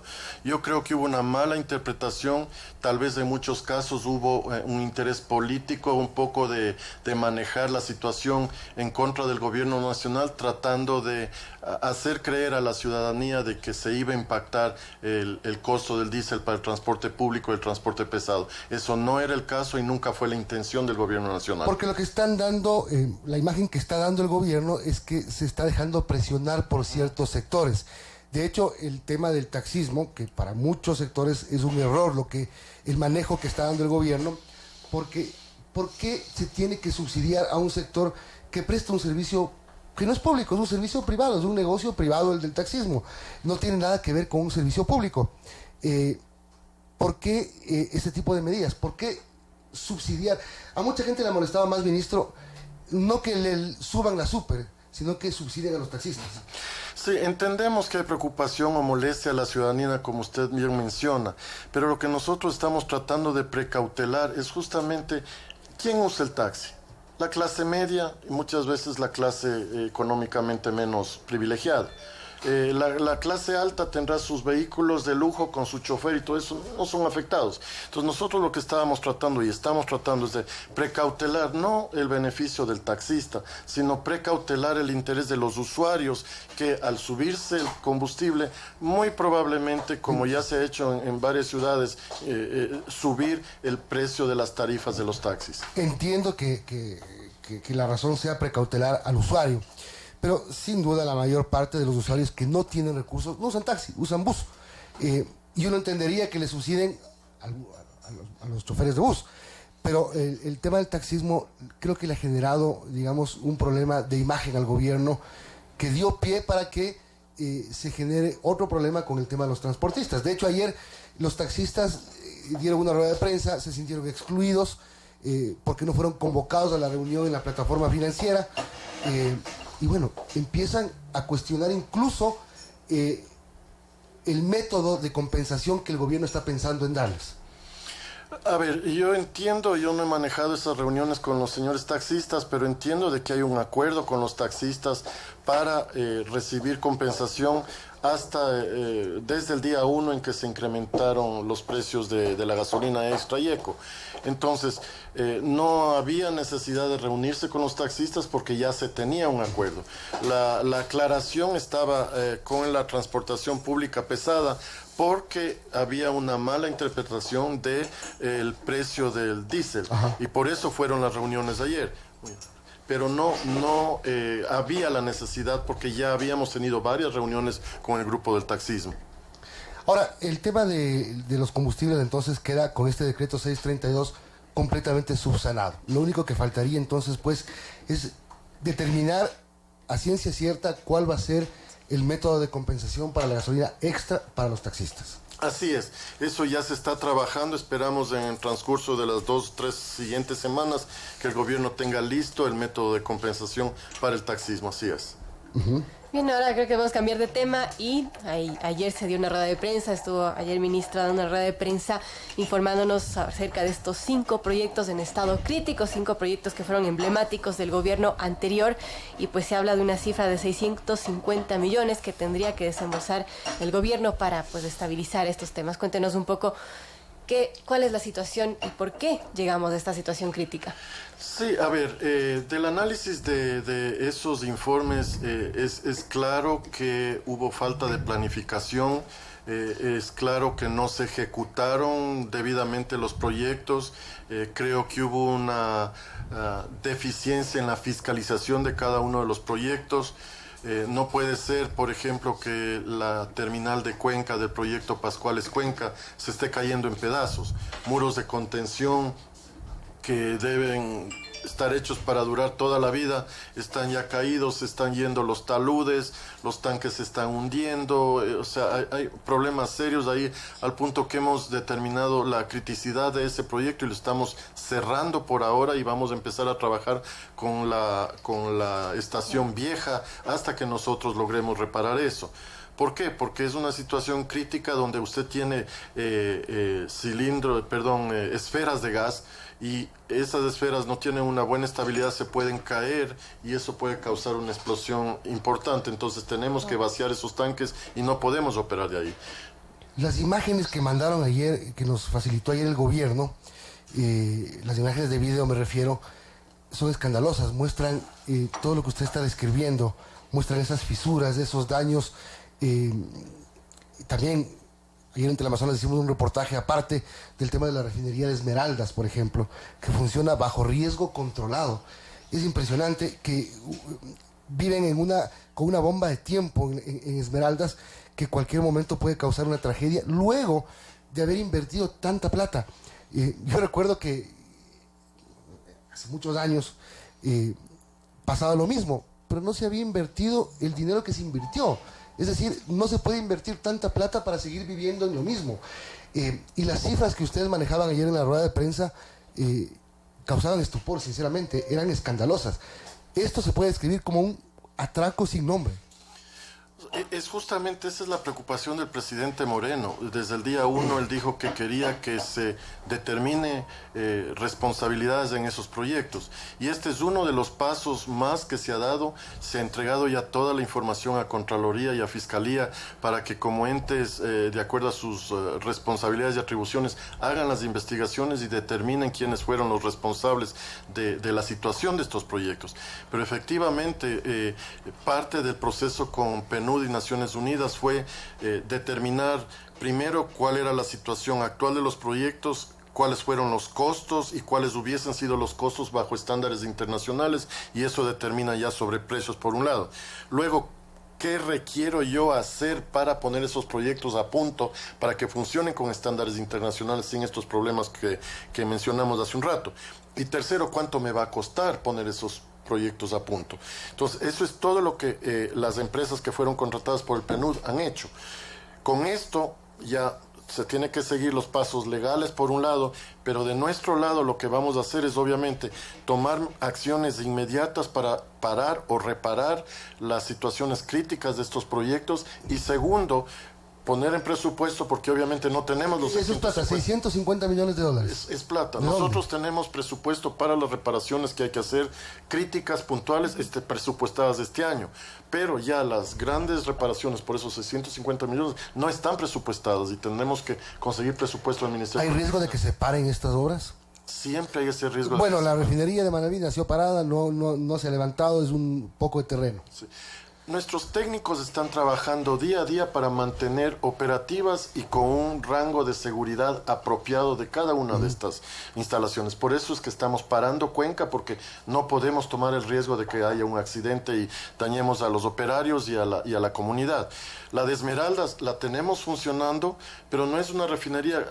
A ver, no puede nadie aceptar que yo tenga que enfriar con vapor un FCC para que no reviente.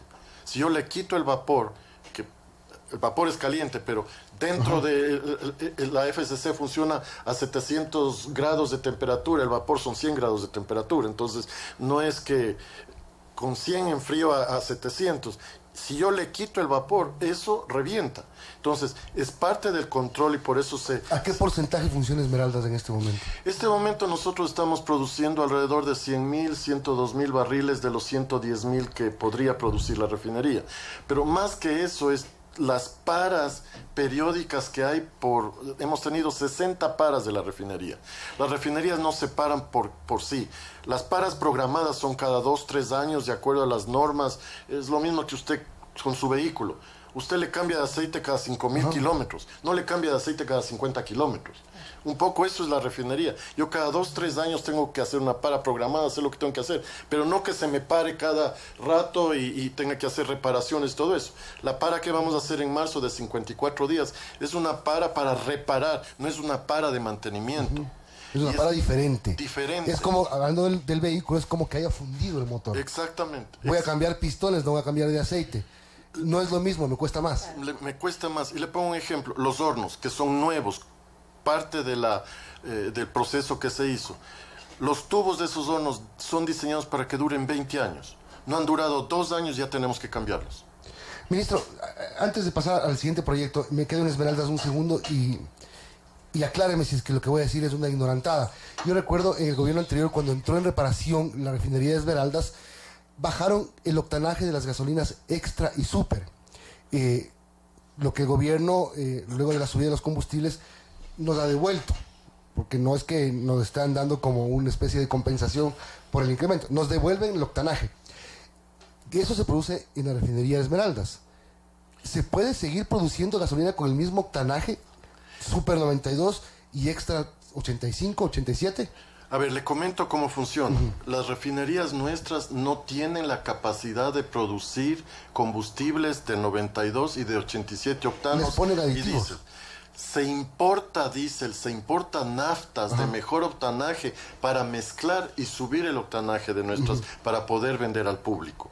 Entonces, hoy en día nosotros estamos vendiendo la extra de 80 a 85 octanos. Debería ser 87. No estamos en 87. Estamos en 85 octanos la extra.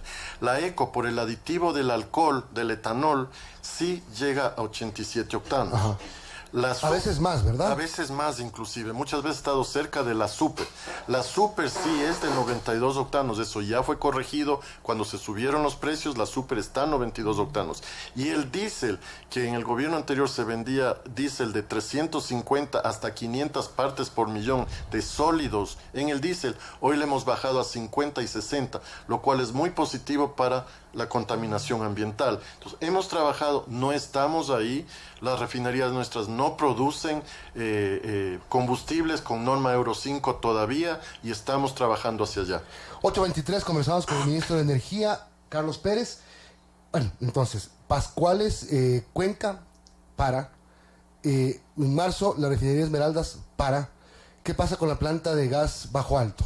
La planta de gas Bajo Alto está operativa, pero es una planta que se está hundiendo. Ya tiene un hundimiento de 70 centímetros. ¿Por qué se hunde? Porque fue construida en suelos que no fueron debidamente analizados y debían haber sido totalmente piloteada porque está construida sobre un pantano. Está a la orilla del mar. Había una imagen que veía ayer, un video, donde se apreciaba la capa asfáltica en uno de los proyectos. No sé en cuál fue. Pero era una cosa, digamos, del grosor de este vídeo, para que la gente Eso lo fue entienda. en el Terminal Cuenca. En el Terminal Cuenca. Eso es estafa, o sea, sí. Eso hicieron, o sea, cualquiera que no sabe del tema, piensa, eso hicieron para ser más barato y para engañar a la gente. Así es, o sea, usted a ver, quien construye vías sabe lo que tiene que poner, todos los diferentes tipos de capas, base, subbase, asfalto, etcétera, etcétera. Eso fue tierrita y échale una capa delgada de asfalto encima y listo. Volvamos al Bajo Alto. Se hunde 70 centímetros hundido. Se ha hundido ya 70 centímetros. Entonces nosotros tenemos, ¿qué es lo grave ahí? Que no se hunde al mismo ritmo. Entonces usted tiene una parte hundiéndose más que otra y usted tiene tuberías de gas pasando de un lado al otro. El rato que usted pone un estrés en la tubería, la puede quebrar. Y tubería de gas, ¿qué sucede? Explosión. Entonces nosotros tampoco podemos, lo que hemos hecho es soltar abrazaderas y todo eso para que la tubería no se quiebre, pero así no se funciona. Entonces nosotros tenemos que primero estabilizar el suelo, habrá que pilotear de nuevo, habrá que hacer muy probablemente nuevas losas para evitar que esa planta se siga hundiendo. Segunda cosa, se diseñó una planta para 200 toneladas. El país no tiene la capacidad de producir 200 toneladas de gas natural para licueficar. No hay las reservas en el país para eso. ¿Por qué construyo yo? Es lo mismo que usted para venir a la oficina se ven en una mula o en un camión, en una plataforma. Está desperdiciándose, ¿no es cierto? Usted vendrá en un carro de 4 pasajeros y no necesita más. Eso es lo que hemos hecho. Construir un proyecto que está totalmente subutilizado. En el supuesto que nosotros pongamos a funcionar esa planta a su entera capacidad, no tenemos gas para alimentarla y procesarla. No hay. El país no produce y no dispone de reservas para ese gas. Algún momento se dijo que en el Golfo de Guayaquil había millares de reservas de gas. No hay. Esa es la realidad. Ahora, con estos 5 proyectos, pero también hay otros, ministro, como lo ocurrido con la hidroeléctrica Coca-Codo Sinclair. Y justamente, recientemente en New York Times puso públicamente lo que está sucediendo con Coca-Codo. ¿Cuál es la situación allí y qué también se espera hacer? A ver, Coca-Codo hoy está operando, pero sí existen riesgos que nosotros tenemos que controlar y evitar que pase a mayores. Ustedes han escuchado varios reportajes respecto de los distribuidores de agua que tienen microfisuras. Lo que yo le he pedido a la empresa y le pedí a la fiscalizadora que hizo ese trabajo es que si ellos me garantizan que no va a haber una fractura de esos distribuidores de agua en los siguientes 50 años. Y dije, no me garantice 50, garantíceme 10 años. La fiscalizadora me dijo, no le puedo firmar. Le dije, yo no construyo un proyecto para 1 año, 2 años. Ese proyecto tiene que durarme los 50 años. Entonces, ¿qué es lo que estamos haciendo hoy? Hemos contratado una firma alemana que venga a hacer una evaluación, una investigación técnica de si eso tiene o no tiene reparación. Y si es que tiene reparación, que me diga cuál es el método para reparar y que eso quede subsanado. Ese compromiso tenemos por parte de la empresa Sinohydro de ir a través de ese proceso. Nos están dando una garantía bancaria en la cual garantizan el valor de los distribuidores de agua en el caso de que estos deban ser reemplazados. Estamos conversando con el ministro de Energía, Carlos Pérez. Ministro, el 3 de enero el presidente Moreno da una cadena nacional, habla del tema de las medidas, de lo duro que significa tomar medidas, pero de lo necesario que es para el país. Denuncia estos 5 proyectos y luego lo que ocurre es que, al día siguiente va el secretario particular del presidente a la fiscalía por una denuncia y el fin de semana se arma un escándalo en las redes sociales a manos de afines a Rafael Correa, de personas afines a Rafael Correa y del mismo expresidente Correa, cuestionando no tanto el tema de que si los proyectos fueron corruptos o no fueron corruptos, cuestionando el tema de que si es que los hizo la ONU o no los hizo la ONU, si es que el seguimiento, la evaluación, el estudio, el análisis lo hizo la ONU o no. Parecía que el gobierno anunciaba que la ONU trabajó en esto, luego fue que el PNUD, que es parte de la ONU, y termina pasando que estos 3.3 millones que costaron los estudios fueron pagados por el gobierno. Es decir, la contratación la hace el gobierno avalada por las Naciones Unidas. ¿Así es el sistema? Así es. Nosotros, Petroecuador, hizo un contrato con el PNUD para la contratación de estas empresas. El PNUD fue quien dirigió todo el proceso, desde la elaboración de los TDRs, un seguimiento continuo, la contratación de las empresas, antes de eso la selección de las empresas que cumplan con todos los estándares. Hubo alrededor de 40 empresas que manifestaron interés de participar, de esas se seleccionaron las 3 que hicieron los trabajos y el PNUD ha hecho un seguimiento completo. Obviamente el PNUD no tiene los técnicos para evaluar estos proyectos. Entonces tiene que contratar empresas expertas que lo hagan. Y eso es lo que ha hecho. Pero ellos han sido los responsables de hacer el seguimiento de que se cumplan las expectativas que el gobierno y Petroecuador tenían sobre la evaluación de estos proyectos. Hasta ahí la cosa. Entonces, yo sé que ha habido una cantidad de información en las redes tratando de descalificar que porque la ONU no ha participado. La ONU participó de principio a fin. Nosotros pagamos, obviamente, a las empresas a través de la ONU. La ONU cobra el 5% del monto del contrato. Y esto fue aprobado en tiempo del gobierno anterior, cuando era el Ecuador vicepresidente de esa comisión de la ONU, en donde se le autoriza a la ONU a cobrar el 5% por estos proyectos. Entonces, es decir, el gobierno anterior sabía lo que iba a pasar, es decir, sabía que con la garantía del PNUD, de las Naciones Unidas, se iba a hacer un estudio de ciertas obras construidas en la década pasada. No necesariamente. No necesariamente. No necesariamente. Lo que aprobaron es el proceso. obviamente el gobierno anterior no iba a hacer la evaluación de sus propias obras. Sí, me llamaba la atención que así sea. Entonces, no. Lo que aprobó es que la tarifa que cobraría la ONU sería el 5% de cualquier proyecto que la ONU haga a nombre del país o se le encomiende hacer por el país. Es decir, la ONU siempre estuvo informada, siempre estuvo monitoreando todo este procedimiento. ¿Que duró cuánto? De principio a fin. A ver, este proceso nos tomó casi un año la negociación con la ONU y avanzar con esto. Nosotros teníamos un presupuesto un poco más de $7 millones para esto. Nos salió casi por la mitad, gracias a la gestión de la ONU, ¿no es cierto? Porque nosotros salimos al mercado internacional, lo íbamos a hacer por nuestra cuenta, dijimos, el presidente dijo, no, yo quiero el aval de la ONU para que no haya ningún tipo de prejuicio ni nada, ni se meta a la política, quiero un ente independiente que mire esto.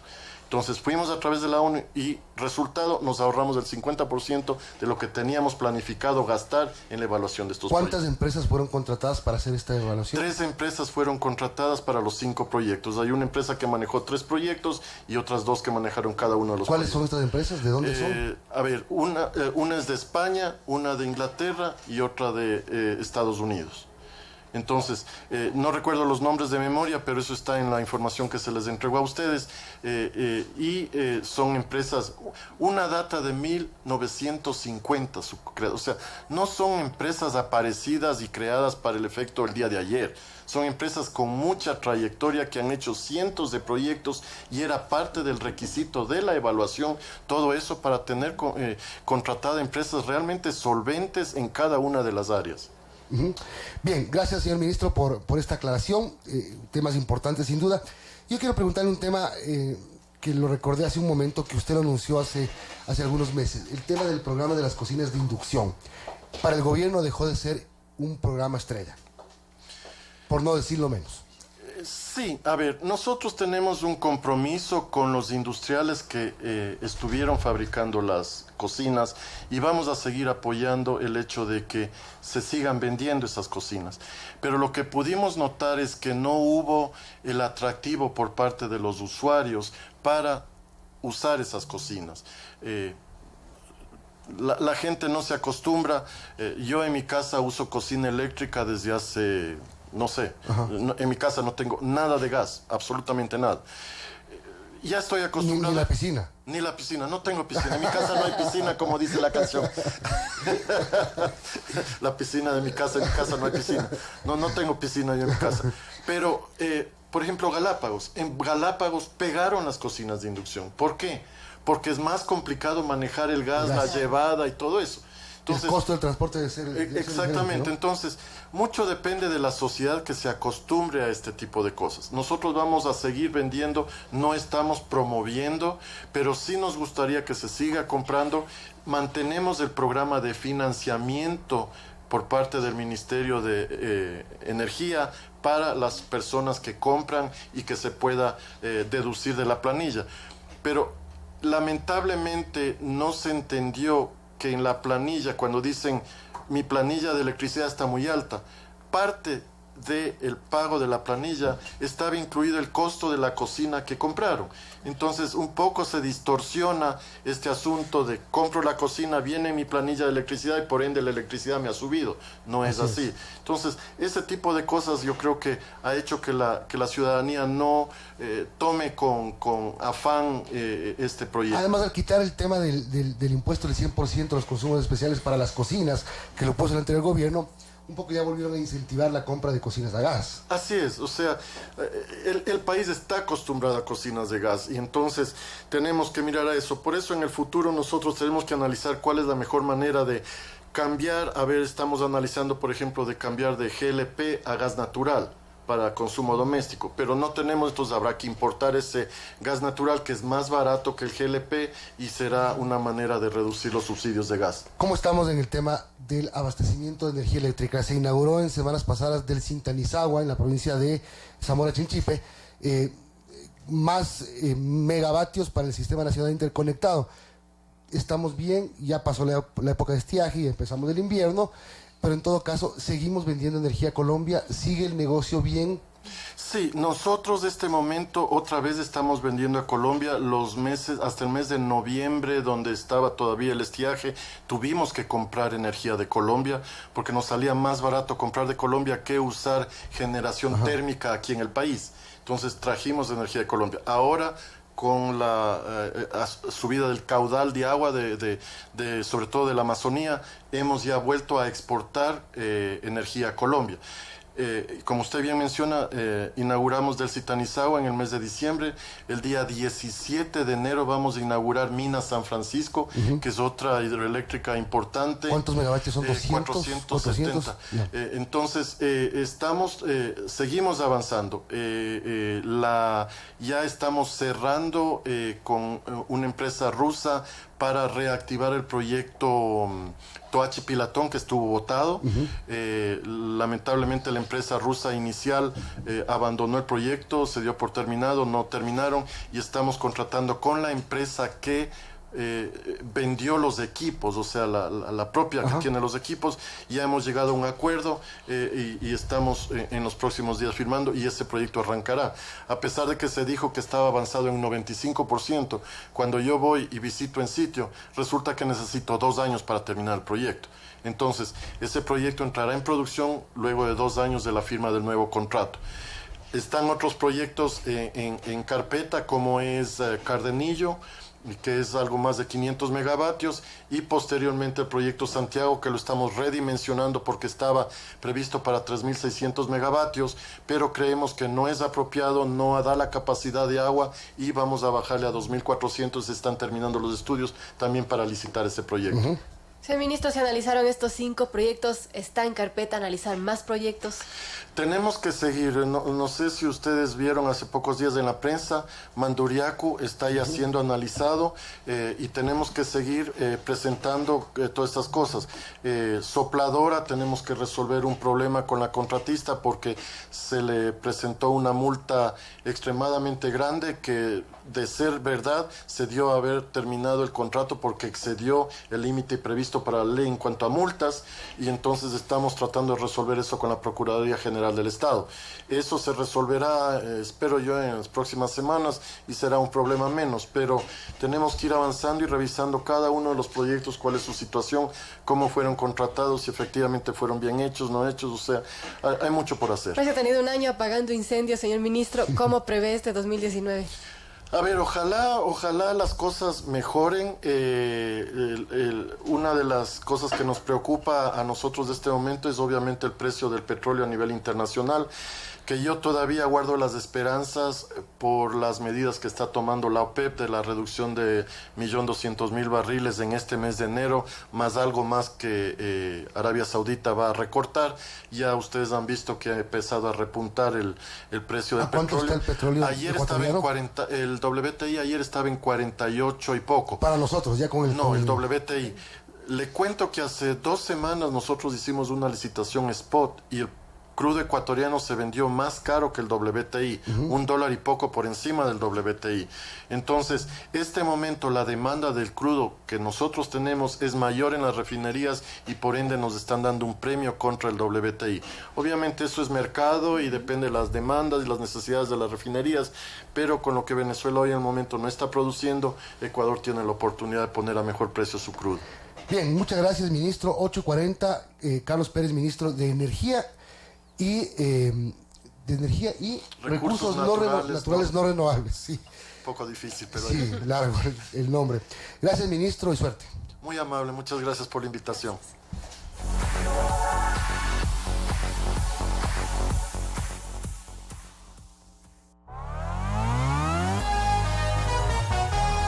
Su noticiero Sucesos regresa luego de este espacio publicitario. 8:40. Inicio de espacio publicitario. Eso. Con fuerza. Ya llegamos un poco más. Abre el contenedor para lanzar los escombros a la basura.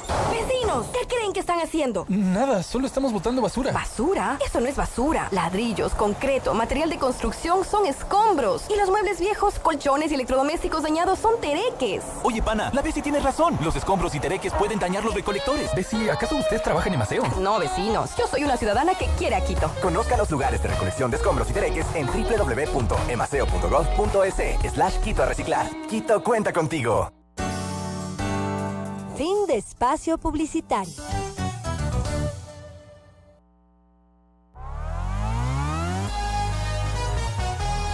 Continuamos en su noticiero Sucesos.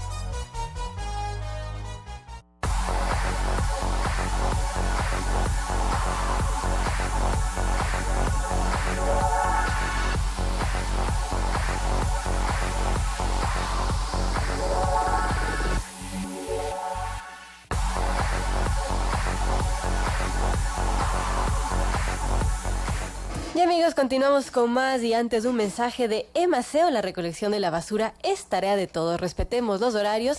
Este es un mensaje de Emaseo. 7 de la mañana, 8 de la mañana, 42 minutos. Damos la bienvenida a Pablo Dávalos, candidato a la alcaldía de Quito por Pachacuti. Economista, gracias por acompañarnos y empecemos un poco a analizar cuáles son sus intenciones y su oferta de campaña para buscar la elección del 24 de marzo.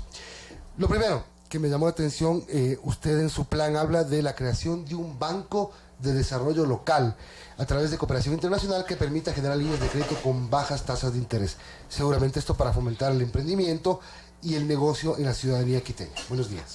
Muy buenos días, un agradecimiento por esta invitación y un saludo muy cordial a todas las personas que comparten con nosotros este espacio. Efectivamente, uno de los problemas que está atravesando la ciudad de Quito tiene que ver con el desempleo, el incremento de los indicadores de pobreza, de extrema miseria. De hecho, la extrema pobreza ha crecido en el país, pero Quito demuestra el indicador más alto de extrema pobreza, creció del 1% al 4,6%. El mismo indicador en Cuenca creció al 0,2%, es decir, somos una ciudad donde tenemos fenómenos que antes de pronto no existían, como la extrema pobreza que se están consolidando. Es necesario articular una política de empleo. Habida cuenta que de parte del gobierno se vienen políticas de ajuste muy fuertes, probablemente venga un incremento del IVA, probablemente vengan incrementos mayores al precio de la gasolina. Esto va a empeorar la situación de todos los ecuatorianos y en particular la situación de los quiteños. Se necesitan respuestas para eso. Los poderes locales están justamente para eso y nosotros, yo como economista, he pensado que una respuesta podría ser la creación de un sistema financiero para el desarrollo local. Es decir, algo que no existía pero que se lo puede crear, pero que sí existe en otras ciudades del mundo, ¿no? Yo estudié en Europa y demás y veía ahí, por ejemplo, en el caso de Europa, cuando hice PhD ahí, que existían ahí alternativas desde las municipalidades. De hecho, en España, por ejemplo, en Barcelona, la municipalidad emite su propia moneda, justamente para los sectores más deprimidos. ¿Por qué no traer esas experiencias a nuestro país? Por eso estoy proponiendo el Banco de la Ciudad. El Banco de la Ciudad tiene varias líneas. La una es la línea de crédito, sobre todo para microempresarios que no pueden acceder a un crédito menor a un 20-25% por el riesgo que representan al sistema. La idea es entregar a esos microempresarios un crédito al 8% y nosotros crear un fondo de colateral para respaldar los colaterales y garantías, de tal manera que los microempresarios de la ciudad tengan la posibilidad real y efectiva de acceder al 8%. Estamos también proponiendo dentro de ese banco la creación de líneas de crédito hipotecario al 5% y a 20 años de interés, pensando en la convergencia que habría entre la cuota de amortización del crédito con el canon de arrendamiento. Es decir, para cualquier quiteño, persona que vive aquí, pagar $300 de renta puede convertirse en pagar $300 de su propia casa, de su propio departamento, ¿no? Asimismo, este banco nos permitirá manejar la liquidez del municipio. Manejar la liquidez significa tener ventanilla para cobros y pagos y al mismo tiempo pagar la nómina, pagar proveedores, pagar contratistas, utilizar, pidiéndole el permiso al gobierno, por ejemplo, dentro de la última ley de fomento productivo lo podemos hacer, utilizar el dinero electrónico para ampliar la velocidad de circulación. Nos puede ayudar para tener una ventanilla para las iniciativas de criptomonedas. Se llaman wallet cuando hay una billetera de criptomonedas, porque en Quito ya hay. Habría que pedirle al gobierno que apruebe la ley de criptomonedas. Yo le puedo ayudar, el municipio le puede ayudar y dar asesoría al gobierno para la creación de esta ley de criptomonedas para ampliar la liquidez de la ciudad de Quito, ¿no? Se pueden establecer convenios con las casas de valores de aquí para realizar la emisión de bonos de desarrollo local, por ejemplo, y financiar cierto tipo de obras y poder compensar la falta de liquidez y el hecho de que los gobiernos autónomos, con las últimas propuestas de ley, por ejemplo, no van a tener los recursos que tenían antes. Esta propuesta entonces va por la creación por el desarrollo. El Banco de la Ciudad se llama, yo le pienso llamar Banquito. Banquito. Sí.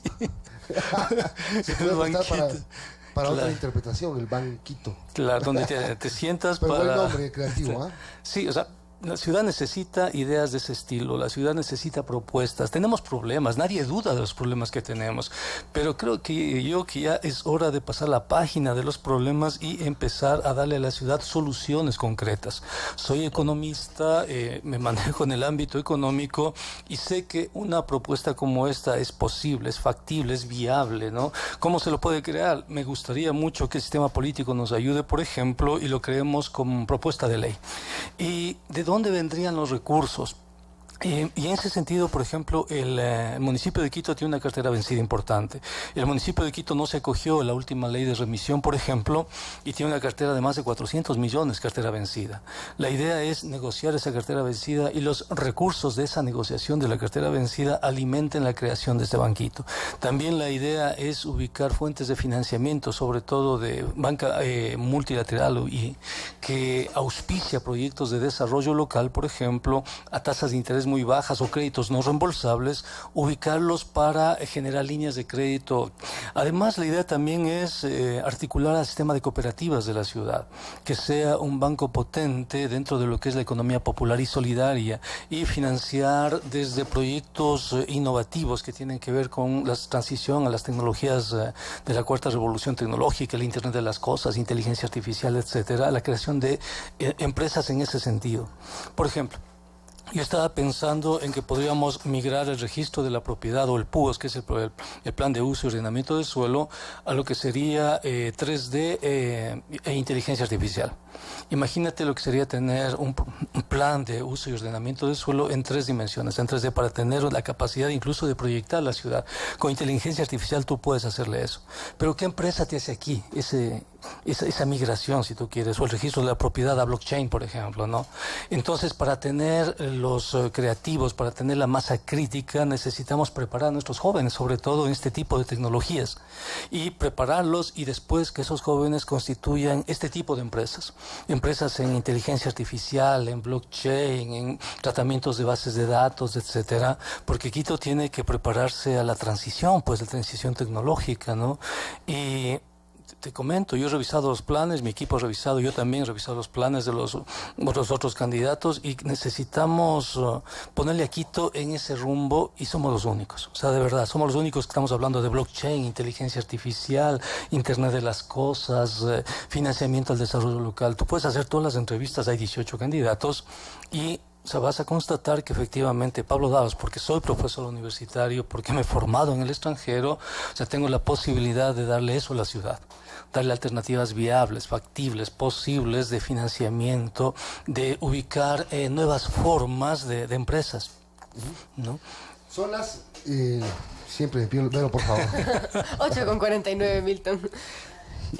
Me estaba viendo en Hora 25 una entrevista que le hacían Pablo, y pues mencionaba el tema del transporte público, y pues usted menciona que quiere transformarlo en un transporte limpio, sostenible, eficiente y libre de mafias. ¿Cómo lograrlo? Y también qué podría hacer con el metro de Quito y toda la situación actual que está ya lista. Y sí, los quiteños, y cuando digo quiteños digo todos los que viven, habitan, sueñan esta ciudad independientemente de donde hayan nacido, tenemos que pagar 4 horas, entre 4 y 5 horas de nuestro tiempo por transportarnos de un sitio a otro. 4 o 5 horas es lo que los quiteños en este momento le estamos entregando a la ciudad. Y en el caso del sistema de transporte masivo, nosotros tenemos que es un sistema de transporte que afecta incluso la dignidad, que es un sistema que maltrata a la gente. ¿Qué es lo que hace el municipio? El municipio concesiona las rutas y frecuencias. una cooperativa que se constituye y dice yo quiero pasar por la Avenida América, paso por el hipercentro y me voy a la Marín y después retorno por la 6 de diciembre y el municipio le califica y le da. Y tú tienes 3.200 buses pasando por el hipercentro todos los días y emitiendo 1 millón de toneladas de CO2 al año. ¿Qué es lo que pretendo yo? Terminar esos contratos de concesión con las cooperativas. Terminarlos, decirles muchas gracias, hasta luego, hasta aquí llegamos. Terminar esos contratos y pretendo establecer corredores que atraviesen la ciudad, desde el extremo norte, que puede ser Calderón, hasta el sur, que puede ser Cutuglagua. Yo sé que Cutuglagua pertenece a otro cantón, pero sé que ya forma parte en este momento de lo que es la dinámica del distrito, porque hay gente de Cutuglagua que trabaja en Quito. Entonces, establecer corredores que atraviesen unos 5 o 6 corredores y dentro de esos corredores establecer circuitos barriales de buses que recojan a la gente y los dejen en paradas de integración. Los buses que estamos proponiendo son buses eléctricos. Son buses eléctricos que van a reemplazar a los buses que tienen motores de combustión interna. Como son buses eléctricos y como vamos a sacar de circulación 3.000 buses, más de 3.000 buses que emiten CO2, entonces este programa es susceptible de ser financiado por los mecanismos de desarrollo limpio puestos en marcha por la Cumbre de Río y por se llaman las COP, la COP21, la COP25, que es el Consejo de las Partes establecidas justamente por la Cumbre de Río. Esta Cumbre de Río estableció los fondos verdes, el Fondo Climático Mundial, los fondos GEF, fondos para inversión del clima y demás. Uno de los fondos tiene más de 100.000 millones de dólares a nivel mundial y financia este tipo de iniciativas en donde las ciudades le dicen al mundo vamos a dejar de emitir CO2 y vamos a mitigar el calentamiento global. Entonces, si nosotros presentamos un proyecto de mitigación de calentamiento global y sacamos de circulación 3.000 buses, ¿no? Es decir, 1 millón de toneladas de CO2, y dentro de eso negociamos la adquisición de buses, etcétera, podemos financiar eso. Es muy posible, es muy factible. O sea, yo he participado en eso con calidad de experto, en calidad de consultor internacional, sé que se puede hacer. Pero eso significa que el municipio, que es la institución que va a presentar el proyecto, que lo va a financiar el proyecto, el municipio tiene que, además asume una deuda por eso, el municipio tiene que administrar, tiene que gestionar, tiene que operar el sistema. En otras palabras, el transporte masivo en la ciudad de Quito pasa a ser público, el transporte pasa a ser municipal. Por eso nosotros planteamos la municipalización del sistema de transporte, ¿no? La municipalización del sistema de transporte significa, por ejemplo, proyectar el metro a sectores que en este momento necesitan, como Comité del Pueblo, La Bota, Carapongo, Calderón, ¿no? Extender la línea porque la ciudad... ¿Cuánto cuesta? Ahora bien, ¿cómo vamos a financiar la extensión de la línea? Estamos proponiendo dentro de la ley establece, por ejemplo, las alianzas público-privadas, ¿no? Tú puedes, por ejemplo, construir la parada de Comité del Pueblo, la parada de Carapongo, la parada de Calderón, y le puedes decir a los empresarios privados, construyan ustedes la parada. Nosotros les vamos a dar 100.000 usuarios diarios, 100.000. Construyan una especie de centro comercial ahí. Y nosotros como municipio solamente construimos el túnel y la operación del túnel. Todo lo que es la parada, todo lo que significa la construcción, los accesos y demás son construidos por la empresa privada. Nosotros concesionamos eso, hacemos una alianza público-privada. Nosotros ponemos el túnel y la empresa privada construye la parada. El alcalde de Pachacuti pensando en concesionar. Es que eso dice la ley.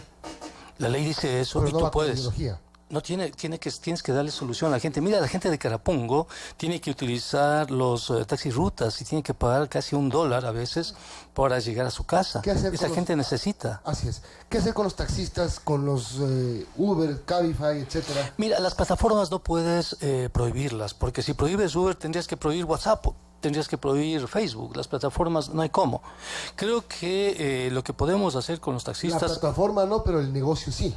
Ya, pero lo que podemos hacer, sí, tenemos que regular eso. Eso es absolutamente real porque implica además fuga de capitales, ¿no?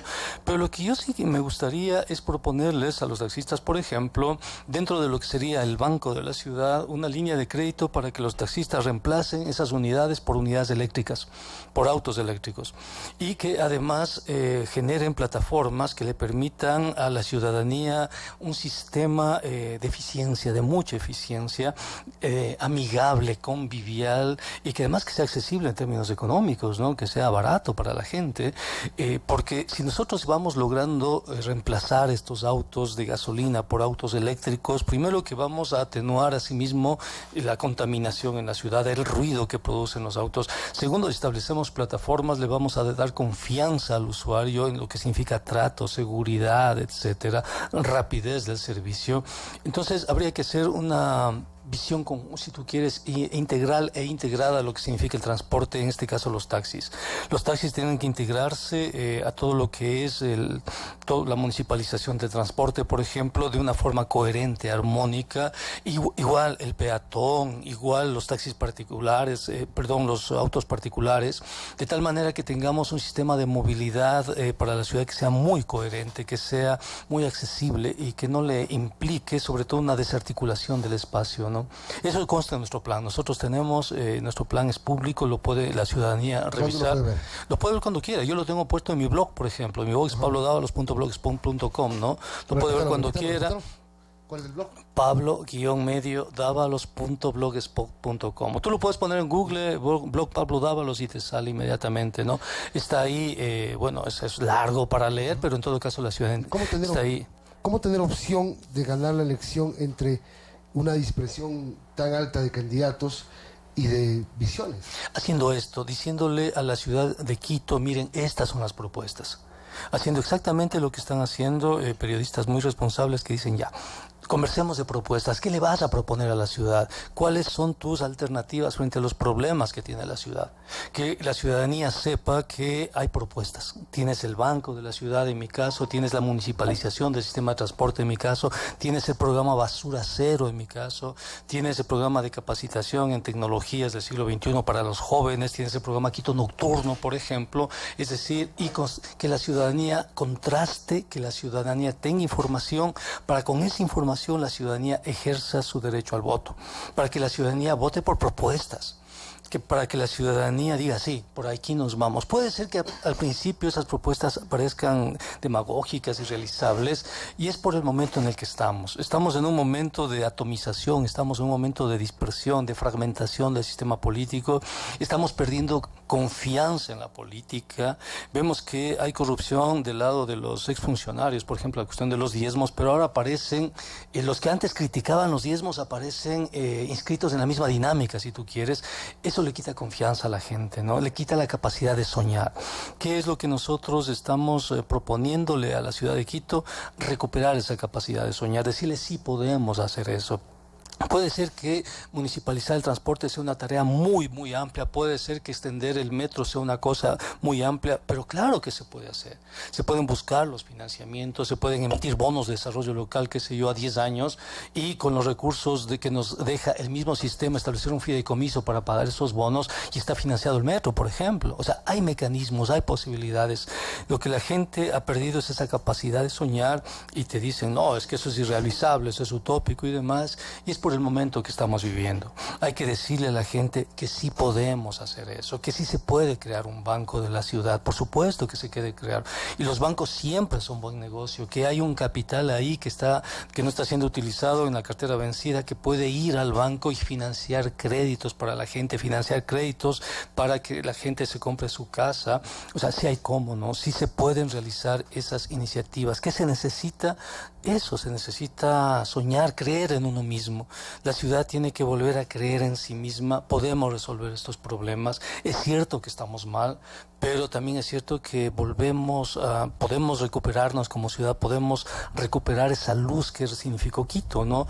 Y darle el sentido de politicidad a Quito, de centralidad a Quito. Quito siempre fue el eje de la discusión política. Fíjate tú, yo estoy todos estos días en otros medios reclamando el ajuste. Hace un rato estuvo aquí el ministro de Energía. El ministro de Energía no le dijo todos los datos a la sociedad. No es cierto que el subsidio a los combustibles sea de 3.000, 4.000 millones. No es cierto. El subsidio a los combustibles no llega a 1.200. Y si le quitas el subsidio al gas, el subsidio a los combustibles llega a 800 millones. Eso es el subsidio. Es decir, alrededor de 60, 70 millones al mes. Eso es el subsidio. Que no le alcanza al gobierno ni para pagar la 10ª parte de lo que paga en sueldos y salarios. Detrás de esta estrategia de quitar los subsidios es una estrategia política del gobierno, es ir al Fondo Monetario Internacional. Yo lo estoy haciendo en los medios, le estaba indicando a la gente que la crisis que estamos viviendo está siendo inducida. Es cierto que hay desempleo, es cierto que hay pobreza, pero podemos estar mejor. Pero al gobierno le interesa que estemos peor y eso es lo que a mí me sorprende. Entonces, no, para privatizar. El gobierno quiere privatizar. Hay intereses al interior del gobierno que tienen listas incluso las comisiones de lo que significa la privatización. El gobierno quiere privatizarlo todo. Quieren llevarse las eléctricas, quieren llevarse las telefónicas, quieren llevarse la banca pública. Quieren privatizarlo todo, absolutamente todo. Y eso lo ha dicho, por ejemplo, Santiago Cuesta en los medios. Lo vamos a privatizar todo, vamos a concesionar todo. Eso ha dicho el consejero presidencial Santiago Cuesta. Entonces, ¿cómo puedes privatizar en un contexto donde tienes una economía en recuperación, tienes una economía que está generando empleo? No puedes privatizar así, porque no tienes argumento. Te va a decir, ¿por qué vas a privatizar una empresa que te está generando $300 millones al año, por ejemplo, ¿no? Entonces, claro, dices, no, estamos mal, necesitamos esos recursos, hay que venderlo, no tenemos ni siquiera para pagar los sueldos y salarios, privatizamos. Y aquí lo he dicho en todos los medios de comunicación, eso necesita Quito, necesita ser luz de América, pues aquí fue en América del Sur la independencia empezó aquí, en Quito, ¿no? Y siempre hemos sido una ciudad política, siempre hemos sido eso, siempre hemos sido una ciudad que ha discutido de la política y nos diferenciamos por eso, porque somos la capital, somos el espacio donde el cual todos los ecuatorianos regresan a ver para saber por dónde va la política. Y en Quito necesitamos eso. Necesitamos que la alcaldía recupere ese rol, si tú quieres, de ser el referente también de la política nacional. No solo resolver los problemas de la ciudad, que está bien, tenemos que hacerlo, hay que hacerlo y lo vamos a hacer, sino también darle ese rol de centralidad, decirle no al poder, por ejemplo. Con esta alcaldía son 12 años que hemos perdido esa capacidad. 12 años. En la época de la Revolución Ciudadana, el alcalde de la ciudad no pudo defender a los ciudadanos del autoritarismo de la Revolución Ciudadana. No lo pudo hacer, ¿no? Y en la época del actual alcalde tampoco lo pude hacer. Y necesitamos eso, una alcaldía que defienda a los ciudadanos, una alcaldía que sea proactiva, una alcaldía política en el mejor de los sentidos, que es defender la polis, la ciudad, defender la libertad, la autonomía, la dignidad, la democracia, ¿no? Bien, gracias Pablo Dávalos, candidato a la alcaldía de Quito por Pachacutic. Son las 9:02, tenemos que terminar, Vero. Pues, amigos, en estos momentos a las 9 de la mañana está Lenin Rodríguez, ex asesor de Ana Galarza, presentando su denuncia en la Fiscalía por este caso de los diezmos. Amigos, gracias por estar con nosotros hasta esta hora. Gracias también a nuestros auspiciantes que hacen posible este espacio, a NetLife, el único internet de ultra alta velocidad por fibra óptica que llega directo hasta tu hogar, y también Emaceo. Con nosotros será hasta mañana. Hasta mañana, amigos. Nos vemos con más noticias y entrevistas este próximo día, miércoles 9 de enero.